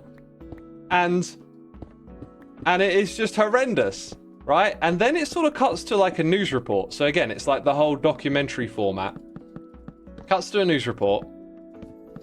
And it's showing, like, outside this building, this stuff is just, like, slowly dissipating across, like, people's lawns. And it's in the streets, and it's all, like, looking sad and soggy as it starts to, like, slowly disintegrate or whatever. And there's, like, people crying, and they're all covered in this goop. And then from there, they start to talk about the lady and how she had, like, this infection in her chest, in her lungs. And they show a picture of the autopsy, and she has like a full-on plant growing inside of her lungs with like bright green leaves. And they were saying that like it's been there for a long time, and then that's where it ends. Like that's where it ends. Like that's the last thing I remember is that they're showing the inside of this lady's plant-filled lungs. What the hell is this story? Love the description of Xisuma fever dreams in the morning. Lots of interesting images. Wasn't expecting flesh, pink snot, infection, and nipples. Was that a dream you had? Yeah, it cracks me up. Cracks me up. Like, what is going on up there? I don't know. Don't know. Every dream has a meaning. To that I call BS, as Ace Games. I never said every dream has a meaning. I said that I think dreams are your brain sort of openly hallucinating all the things that are on your mind. It's like a washing machine where you just throw in all the stuff that's in your conscious and your subconscious, and it gets spun around, and then you get to see what comes out, right? I don't think it's intentionally meaningful, but I think you can find meaning in it. And I think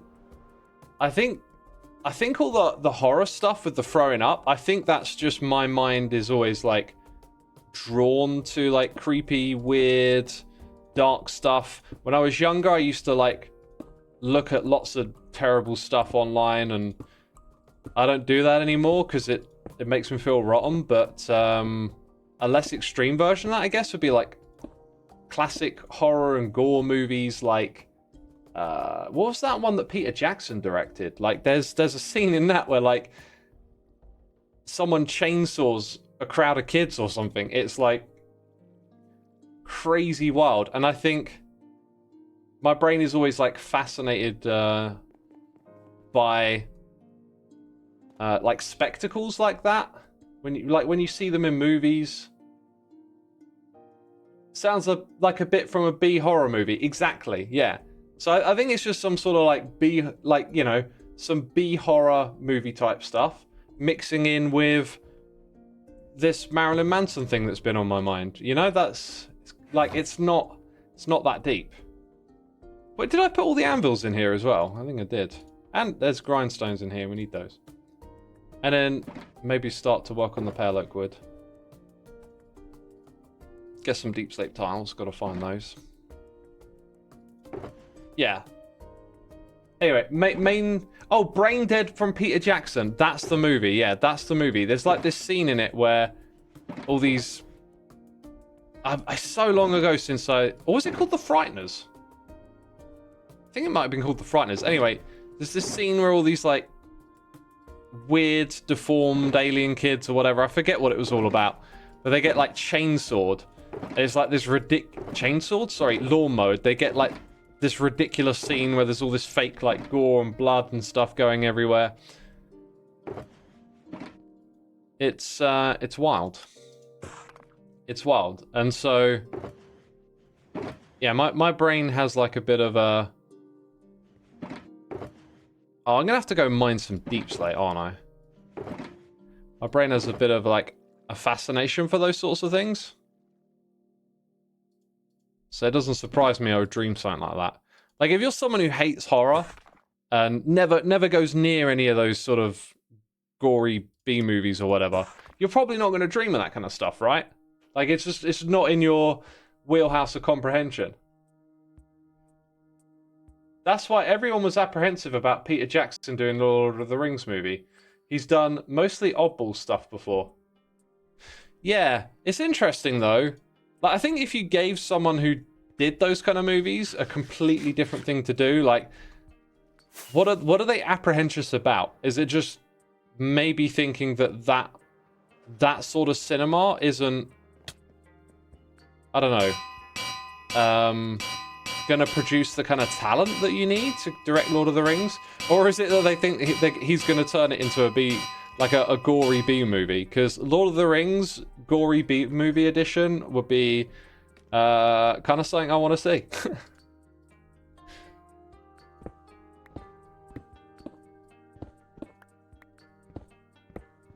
You should watch Stitches if you haven't already. If that's a gore movie, I mean, it's low on my list these days. In fact, it's not really on my list. I'm kind of done with watching that stuff. Like, some of it's fun. Some of it's a bit extreme. I just find, like, it ends up taking a toll on you. Maybe not when we're talking about Peter Jackson. I don't know specifically what one you're talking about. Bit concerned about why that one appeared to disappear then.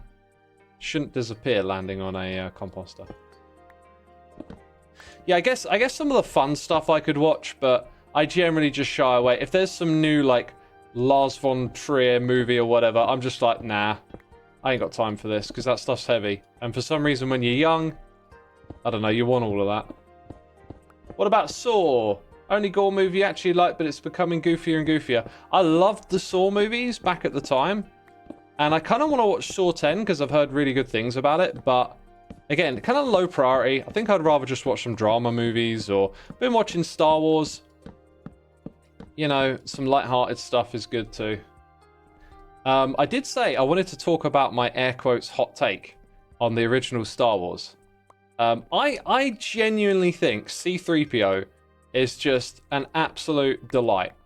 I think he's like one of the best characters.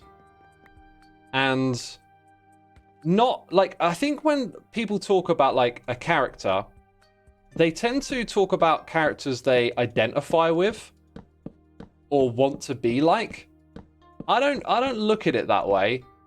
I look at it like, what does this character give to the story? And I think C-3PO is just this brilliant narrative device. Like, he is at the center of so much of the movie and pushing it forward, and he is this like bumbling buffoon who's like really polite, like a total coward and yet a hero at the same time.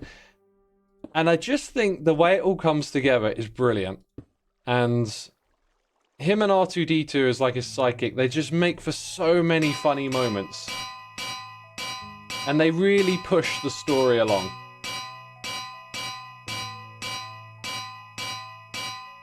C-3PO watched Luke kiss his sister knowing it was his sister and did nothing. Lol, best scene. Did he know that? You might be right. You might be right. Did he know that? So yeah, like one thing I hear people say about C-3PO is that he's annoying and all of this, and it's like he kind of is annoying, right? But like he's not annoying because he's poorly written or there to like sell toys or something. He's like an annoying character to have around because he's just always like interrupting with this over politeness, but then it's perfect for so many comical moments. And I really just appreciate that character in the story. Like when you go watch Star Wars again, notice like how in the middle of everything C-3PO and R2-D2 are. They really push the story along. And I think things like, you know, the dark side and the lightsaber battles, they really kind of like overshadow how the story kind of revolves around these two robots for a long time. Didn't C-3PO get his memory deleted? Wouldn't he tell the plot of the prequels if he knew all that stuff? You know, I can't really remember the what's what of it, but when you find out their brother and sister as a viewer, I can't remember what the context of that is, because is that information that you learned as a viewer, or is C-3PO involved in that? Like I can't quite remember.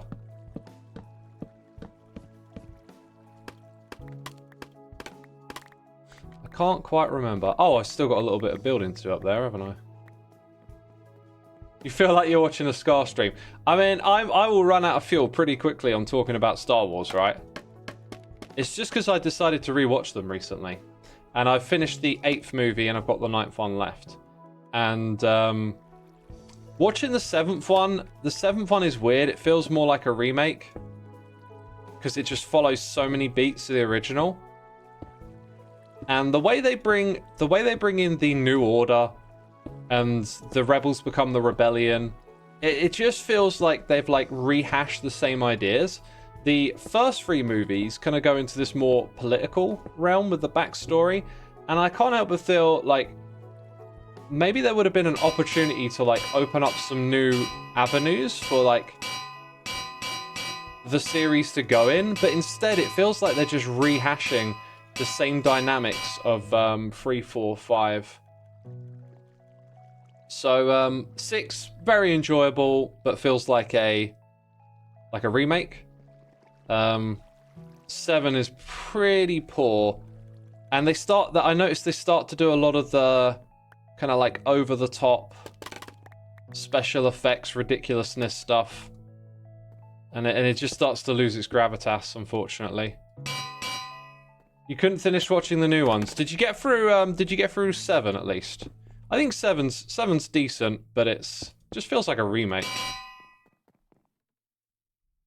What's the story about around Loglands? There isn't one really. I'm not much of a story person. Oh, look at this. We got this texture to sort of look at when we get to the roof architecture. That's interesting. Noise is in the air. We got Zen here with a super chat. Hi, Xisuma. It's my first time tuning into your stream. Well, welcome, my dude. I appreciate you coming by. For all the folks on TikTok and YouTube, Twitch is the home of my streaming. If you would be so kind as to come over here and drop a follow.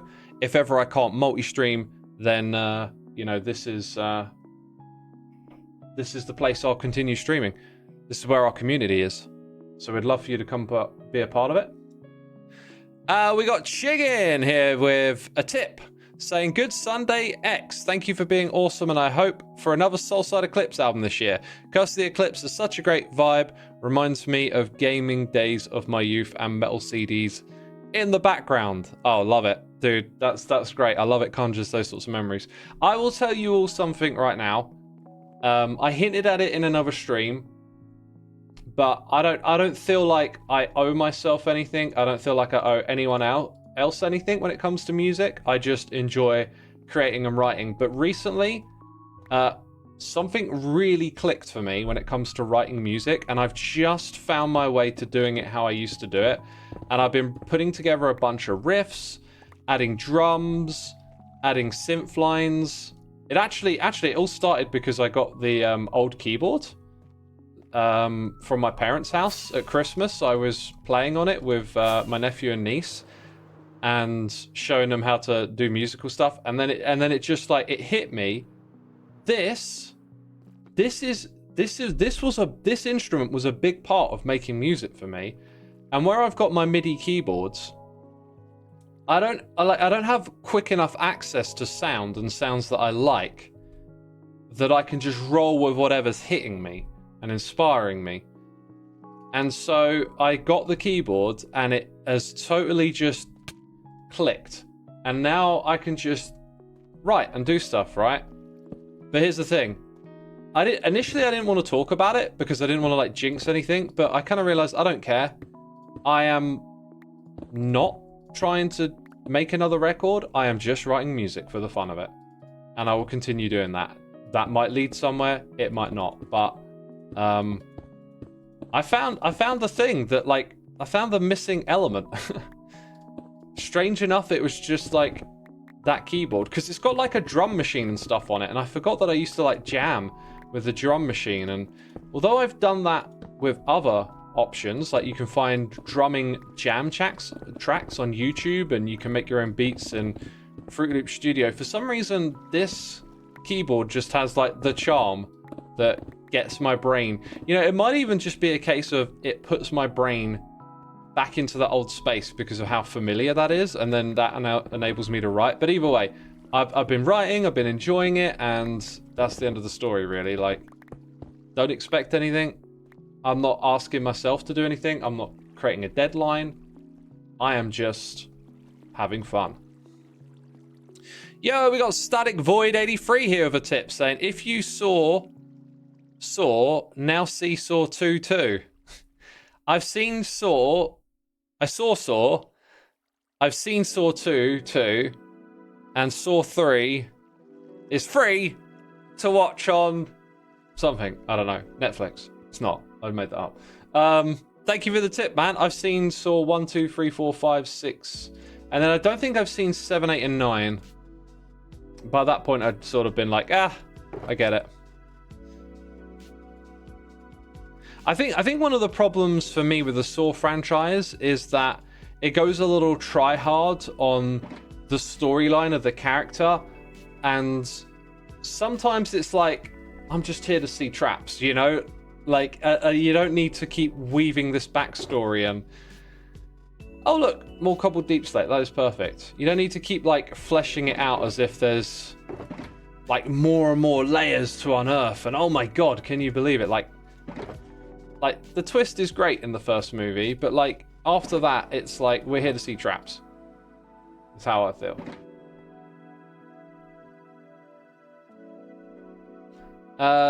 Safarin says, writing always comes out best when you're enjoying yourself, I found. That's interesting, because I've had the same hunch recently. There's another factor, which is, as you might have noticed, I haven't been making Hermitcraft episodes. I've been focusing on playing Tunnel Rats. And so, like, I've had this big shift where I play on here all the time, and there's no, like, pressure to make a video because I know my time's going to go into Tunnel Rats. And then Tunnel Rats is a game that I've waited for yonks to bring out, and now that it's here, I'm just absolutely loving it. So yeah, there's also that like shift in dynamic of how my days play out. Talking and trying to do other stuff at the same time is tricky, but I need this next. Yeah, thank you for the tips, by the way. Appreciate it. Let's take a moment to say hello to TikTok. TikTok, you're on my screen. Sorry, isn't it called Bleep Bloop? I think I might need to relog just to see what we built again quickly. TikTok, it's your time to chat. No one's chatting. The clock is ticking. It's TikToking. Dude, like literally on TikTok, no one is chatting. Come on. I'm going to minimize the screen in a minute. TikTok has streams. I mean, I hope it has streams because I'm supposed to be streaming on there. Why is it free for Java but costs money for Bedrock, says Cory Tucker? It costs money to pay for the development of the game and to hopefully make money for us to continue developing more games in the future. It's free on Java because that is the nature of the Java community, and we wanted to put it out there for both Java and Bedrock. So, if you want to play... I saw a message on TikTok about my dream. Someone is still caught up on the dream. You're all chatting. Yep, you're all chatting now. Okay, now I'm paying attention. We love Voidy Boy. I don't think I've heard Voidy Boy before, but I like it. It's cool. Let's make sure... If the alignment is like every other... Oh, dang it, I lost. So, tiled, tiled, tiled. Sorry, chat. Look, I got distracted. Tiled, tiled, tiled, tiled, tiled, tiled. It ends up perfect. Brilliant. What were you saying was free? Tunnel Rats. Tunnel Rats is free on Java. And if you get a free copy on Java, I would love it if you took the time to buy a copy on the marketplace. Right, here's how it rolls. We have money put into the development of the game, and we would love to make money from it so that we can make more games in the future. I'd love to turn it into a part of my career, and especially for Plash as well. Like, he would love to be a game developer. Now, the marketplace is a great environment because you can get that to a lot of people. So if we can make Tunnel Rats a success on the marketplace, then that would be a wonderful thing, right? So we're giving it away for free. You can have it for free. You don't have to pay for it. If you want to support the development of Tunnel Rats, the best way is to buy a copy on the marketplace. That helps its prominence in the marketplace. It helps it potentially reach other people too. And it means me and Plash have money for development.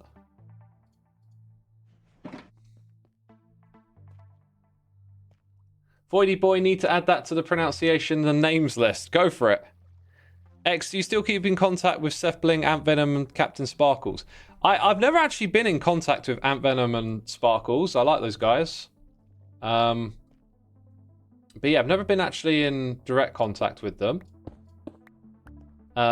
Seth Bling I spoke to a while ago. I really like Seth. He's a very smart guy. And has made just so many like super interesting, cool things over the years, and kind of a legend that perhaps some of you young'uns out there don't even know about. But for the old school folk around here, they hear the name Seth Bling and it's like, oh, I remember that guy. That guy did lots of crazy cool stuff.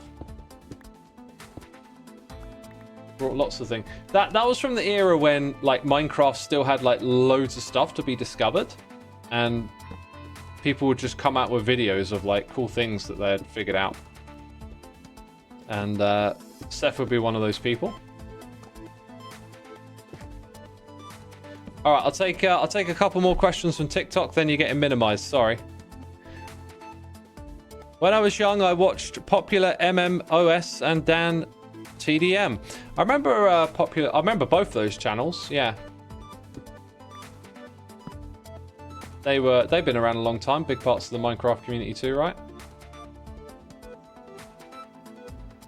You started in 1.3 beta. Those three are new. Monkey Farm and Generic B were your favorites. Wow, you've been around, man.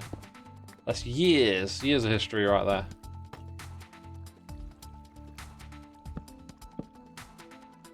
Let's go up to the top here and do a little bit of that.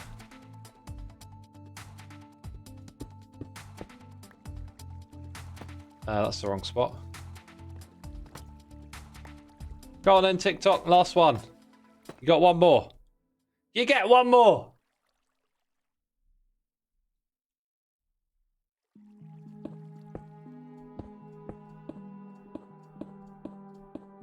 That is where all of the next ones are going to go.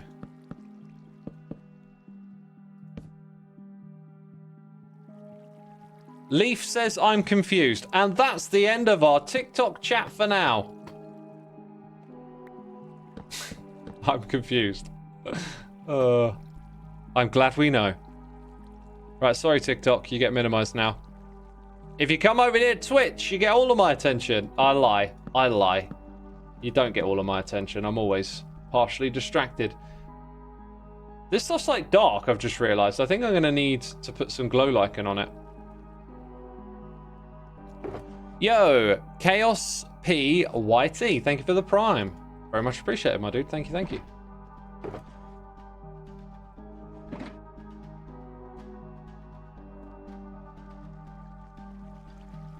Mobs will not spawn behind the blocks of the wall is a weird 1.5 spacing thing that will stop it. Really? I know what you're talking about because I've been thinking about it. I've been thinking like I might want to come back here and put in some glow lichen, right? That's weird. I didn't know that was a thing. Meat Jumper, thank you for 10 months. Tier 1 subscription. Thank you so much, my dude. Appreciate it. You think Good and Steph were a part of the reason you decided to take up computer science? Awesome, awesome. That's cool.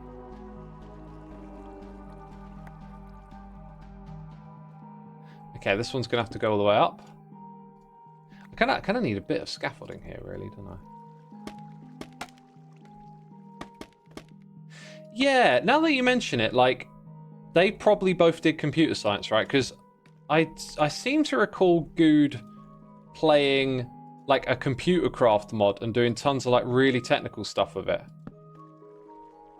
I remember that being a thing.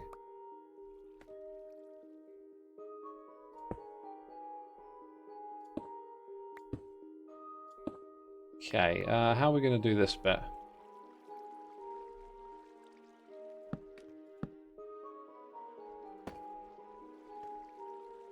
There we go.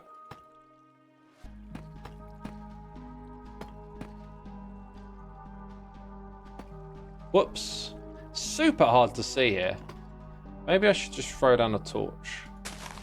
That is not a torch! That is a torch. I'm going to change it up a little bit here.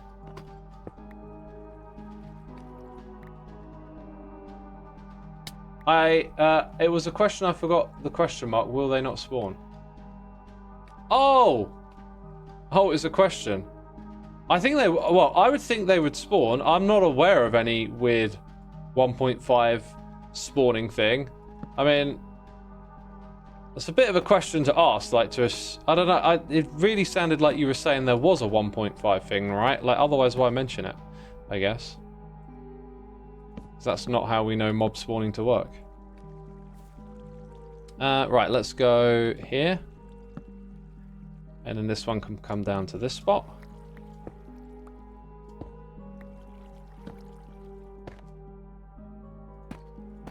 And we're out. We're out of tiles.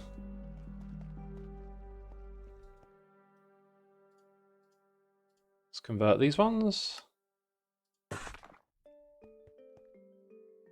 You recall Seth Bling by name? You didn't have the internet at the time. Got ya. Seth Bling, and a lot of what the command block community before data packs is what got you into programming, which you're now doing a degree in. Awesome. That is cool. That is cool. Yeah, that was before data packs. There's so much now. See, this is the thing. Like, if you go back and watch those videos, you're probably going to get a sense of like, oh, I can just do that with a data pack. But before you could do that with a data pack, people had to figure out like all these crazy ways to use commands to like manipulate the game to do stuff. And it was a different time. You thought Herobrine was real. I have a very old memory of playing one of my first worlds and thinking I saw Herobrine. It's quite an old, fuzzy, foggy memory now. I think it was maybe at the time I thought it was actually real. But, God, it was so long ago. I still have that world. There's only one world that I've lost, really, that I'm a bit bummed out about, and that is one of my test worlds. I had this really big test world full of stuff, including like this giant zombie pigman, And you can see it in the background of one of my old videos, but I've never been able to find it again.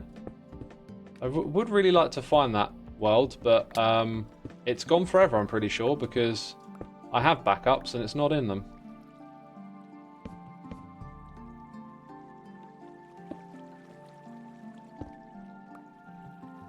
Yeah, let's do that. Let's put a little something here as well.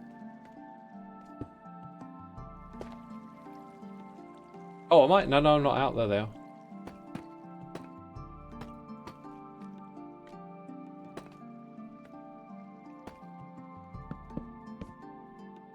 That's as far as that goes.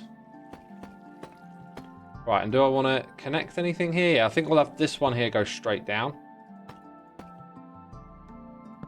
And then that can come all the way to there. It's alright. It's alright looking, isn't it?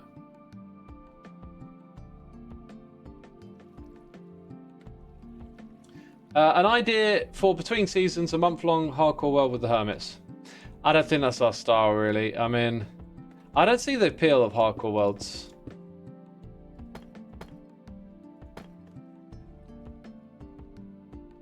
Yeah, and I you know, maybe some of the others would gravitate towards that idea, but I certainly wouldn't be interested.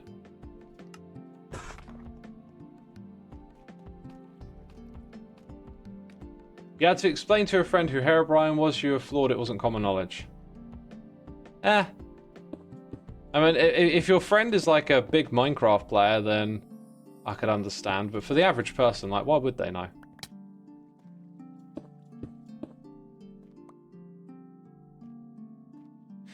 Might not actually, like, what am I going to do here?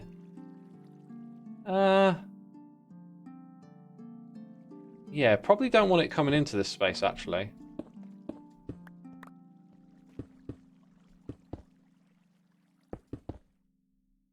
Should we do that?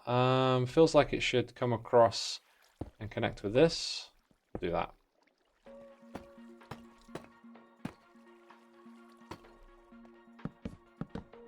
Then that one goes all the way up.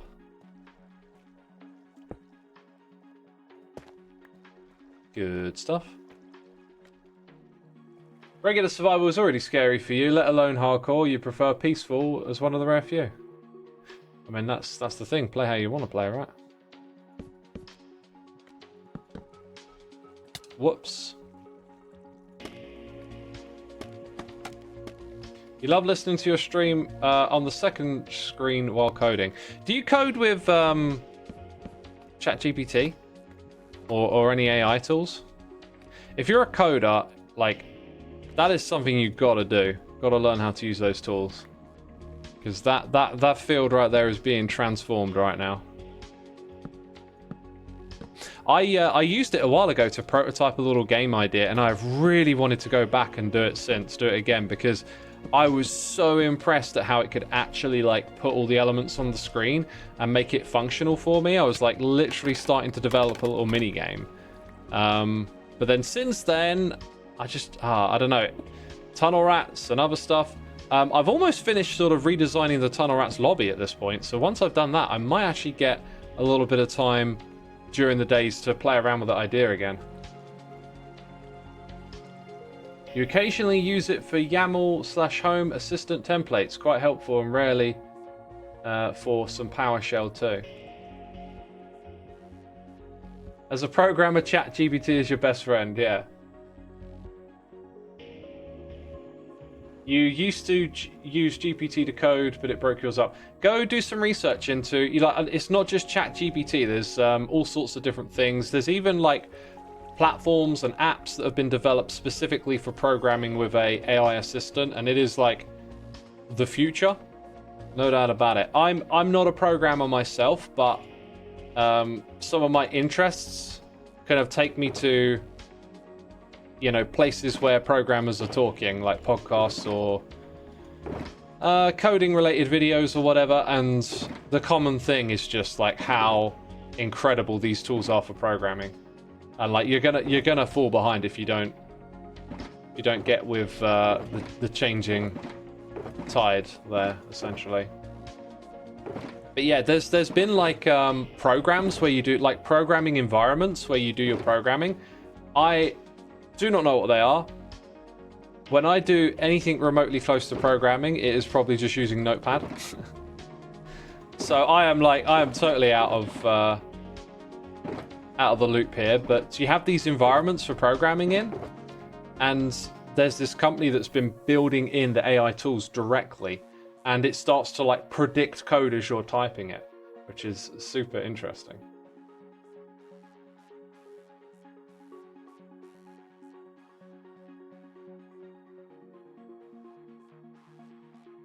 There's quite a few plugins that will suggest code for you with ChatGPT. Yeah, this is like an actual app built from the ground up, and it does predictive. So like you know, predictive text when you're typing a message. Back in the day. It used to be on like the old primitive phones where it would sort of give you some suggestions of what you're typing, so it could finish the job off for you. Whereas now it's like, it understands the overall thing you're coding, and so as you start like writing the next bit of code, it kind of froze up the rest of the code you're going to write or whatever. It's wonderful. Amazing technology.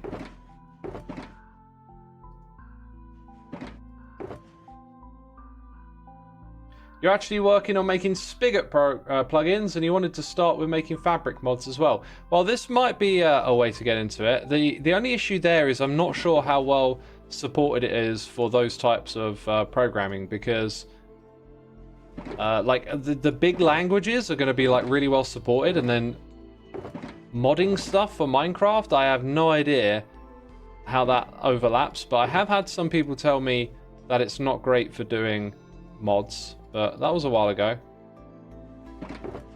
Anyway, there's no reason you can try, of course.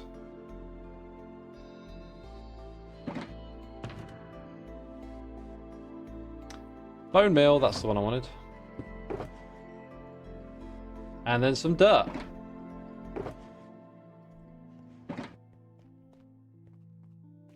Today is your birthday. Happy birthday. TCG online with fans. You know, if it were an event the other hermits would organise, I'd turn up and play, but right now it's not one of my things on my list to do.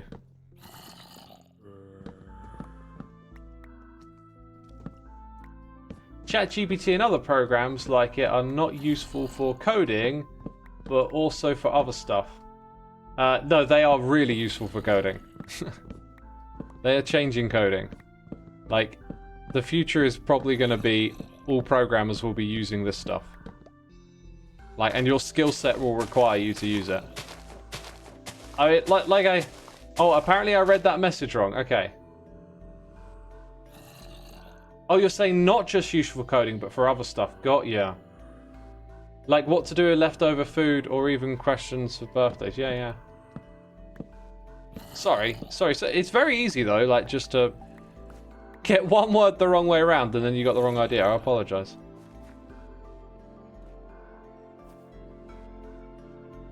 But yeah, like I was able to prototype this little game of mine, and I was doing stuff like, okay, it does this, but I want it to do it like a different way now, and then it would, you know. And the other day, I actually had an idea, right? An idea popped into my head, because one of the reasons I hadn't gone back to prototyping this game idea again was because the gameplay loop was a little shallow. And I was like, I can't quite think of the thing that's going to like push this. And then it came to me the other day. The other day I was just like, oh, what if you did that? And it felt like it would add a fair bit of depth. So now I want to go back and try that idea again, because I might come away with a really interesting little prototype.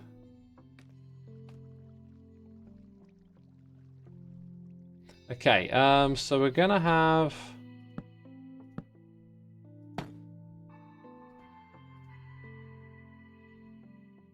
like that, yep, that's where that starts. As a computer engineer, LLMs are useful tools for boilerplate code and things that have been done a million times over.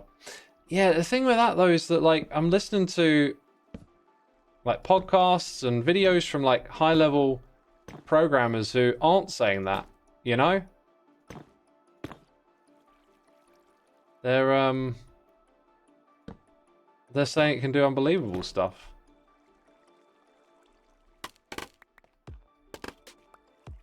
It's all like, on some level it's all opinion, but like if I can describe to this thing like a computer game idea and it can just create it for me and I can start playing it and add stuff, like that is remarkable to me. I mean, if that is still all boilerplate code, fair enough, but like it understands what I'm asking for and creates it. I mean, maybe saying it understands isn't even like the right term, but it's capable of that. And then these, you know, top level programmers and stuff are saying like it's helping them do all sorts of stuff productivity wise with their programming and helping them solve problems. And you know, I hear that, I go give it a try as a complete and utter novice, and oh wow, I've made a little computer game with this thing. How the heck?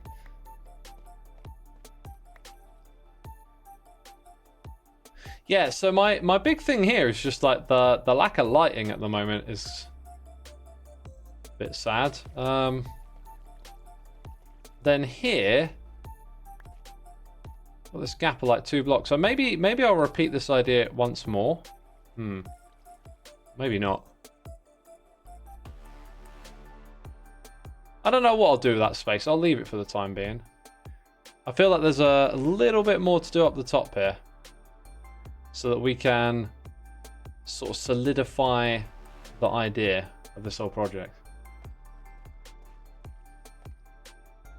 Maybe some lanterns. Yeah, the problem is I don't want to just like hang light sources out the front when I moan about not being able to see it, right?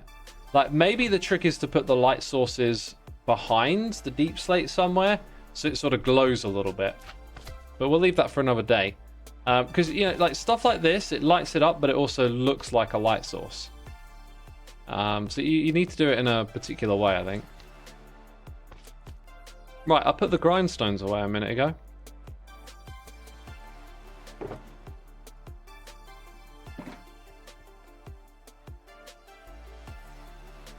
Bone meal farm's still going.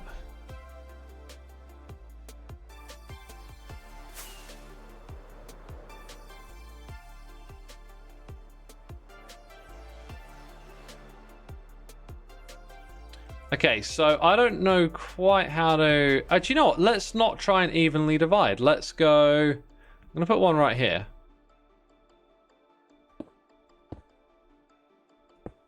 So I know that I want the one at the very top to be like here. That way around, right? But then we come down to here. Dang it. Right, so that one gets changed. Yep, this one gets changed. And then the bottom one gets changed. Ah! Rubbish.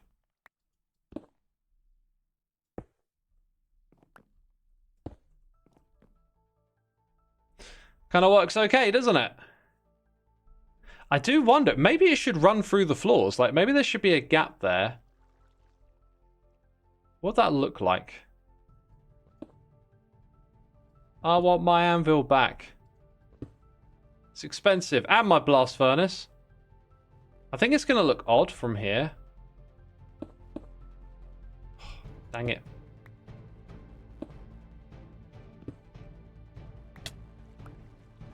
Does I have the scaffolding? I do. Might be a bit much, but black glass with lava behind. I don't want to introduce lava. Just need to put a light source back there, that's all.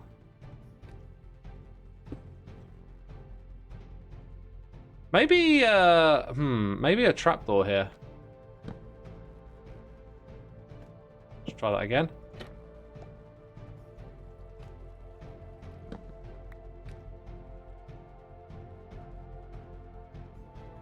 I'm not sure, but we'll leave it. It'll go up through the next floor nicely. Where's my little bit? Oh, I'll use a rocket. I'll use a rocket.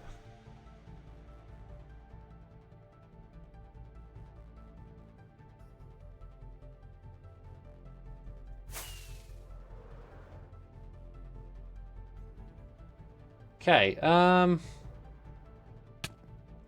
definitely could do some lighting up here, right?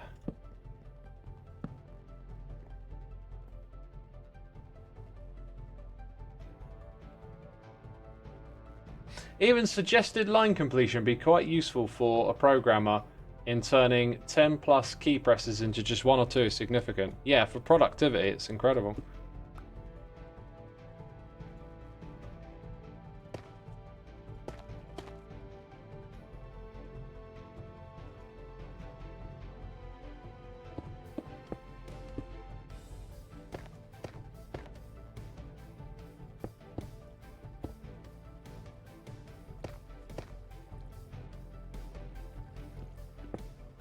Whoops.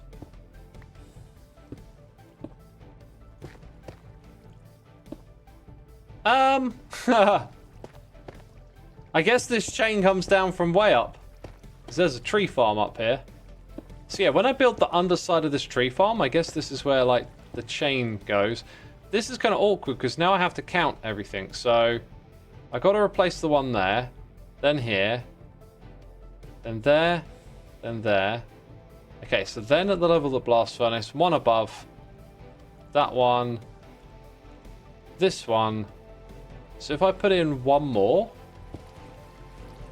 but it's the wrong way around. There. So now we come down and do this. Dang it! Just trying to make a fool out of me.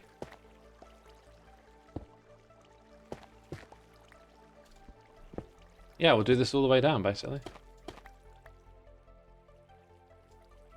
Am I doing this right? I think I am.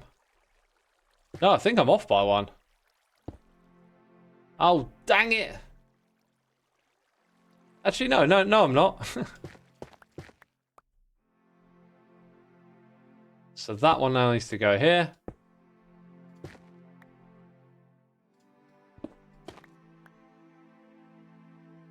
Okay. Like one more to do? Is that one?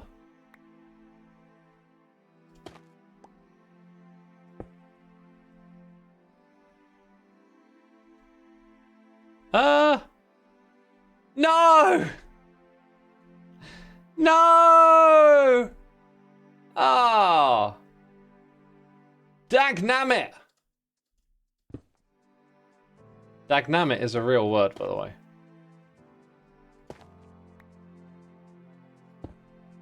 Basically got to go and redo the whole thing.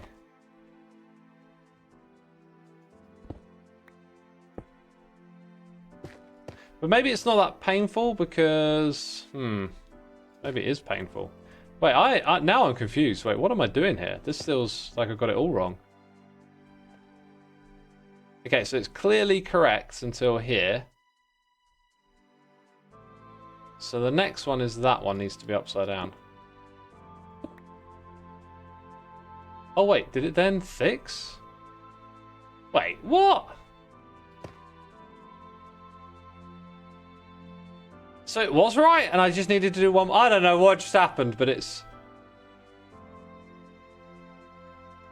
I'll take the victory. One thing I can say is it's probably going to need those trapdoors on the front to make it feel a little more attached when it comes up through. Maybe it should have been like one block back or somewhere else. You know what? I think it would actually look better if it was somewhere else in here. I'm going to leave it for now, though. I'm going to leave it unfinished. TikTok chat says, well, what about TikTok chat? There's a few peeps chatting over there. Peeps, come over to Twitch. Hit the follow button here. If ever I'm not allowed to multi-stream, Twitch is where I'll be streaming. Twitch.tv/Xisuma. Yeah, I kind of actually don't like it at the front there. I don't know the way it breaks this up. So what I might do is move it back a block or two. Like have it just in by one. Would probably work really well. But it may not feel like we did much today, but we got all of this placed. We finally got a wall picked out here and started work on that. So I'm pretty stoked with it. It's good. Why not get rid of the spawners? I've answered that question a bunch of times. By the way, Burt Potato, thank you so much for subscribing over here on Twitch. 49 months. Very much appreciated. Peeps, we're actually approaching the 10-year anniversary in like a month or two. 10 years on Twitch. Crazy stuff, crazy stuff. We love watching the Void Boy. Voidy Boy!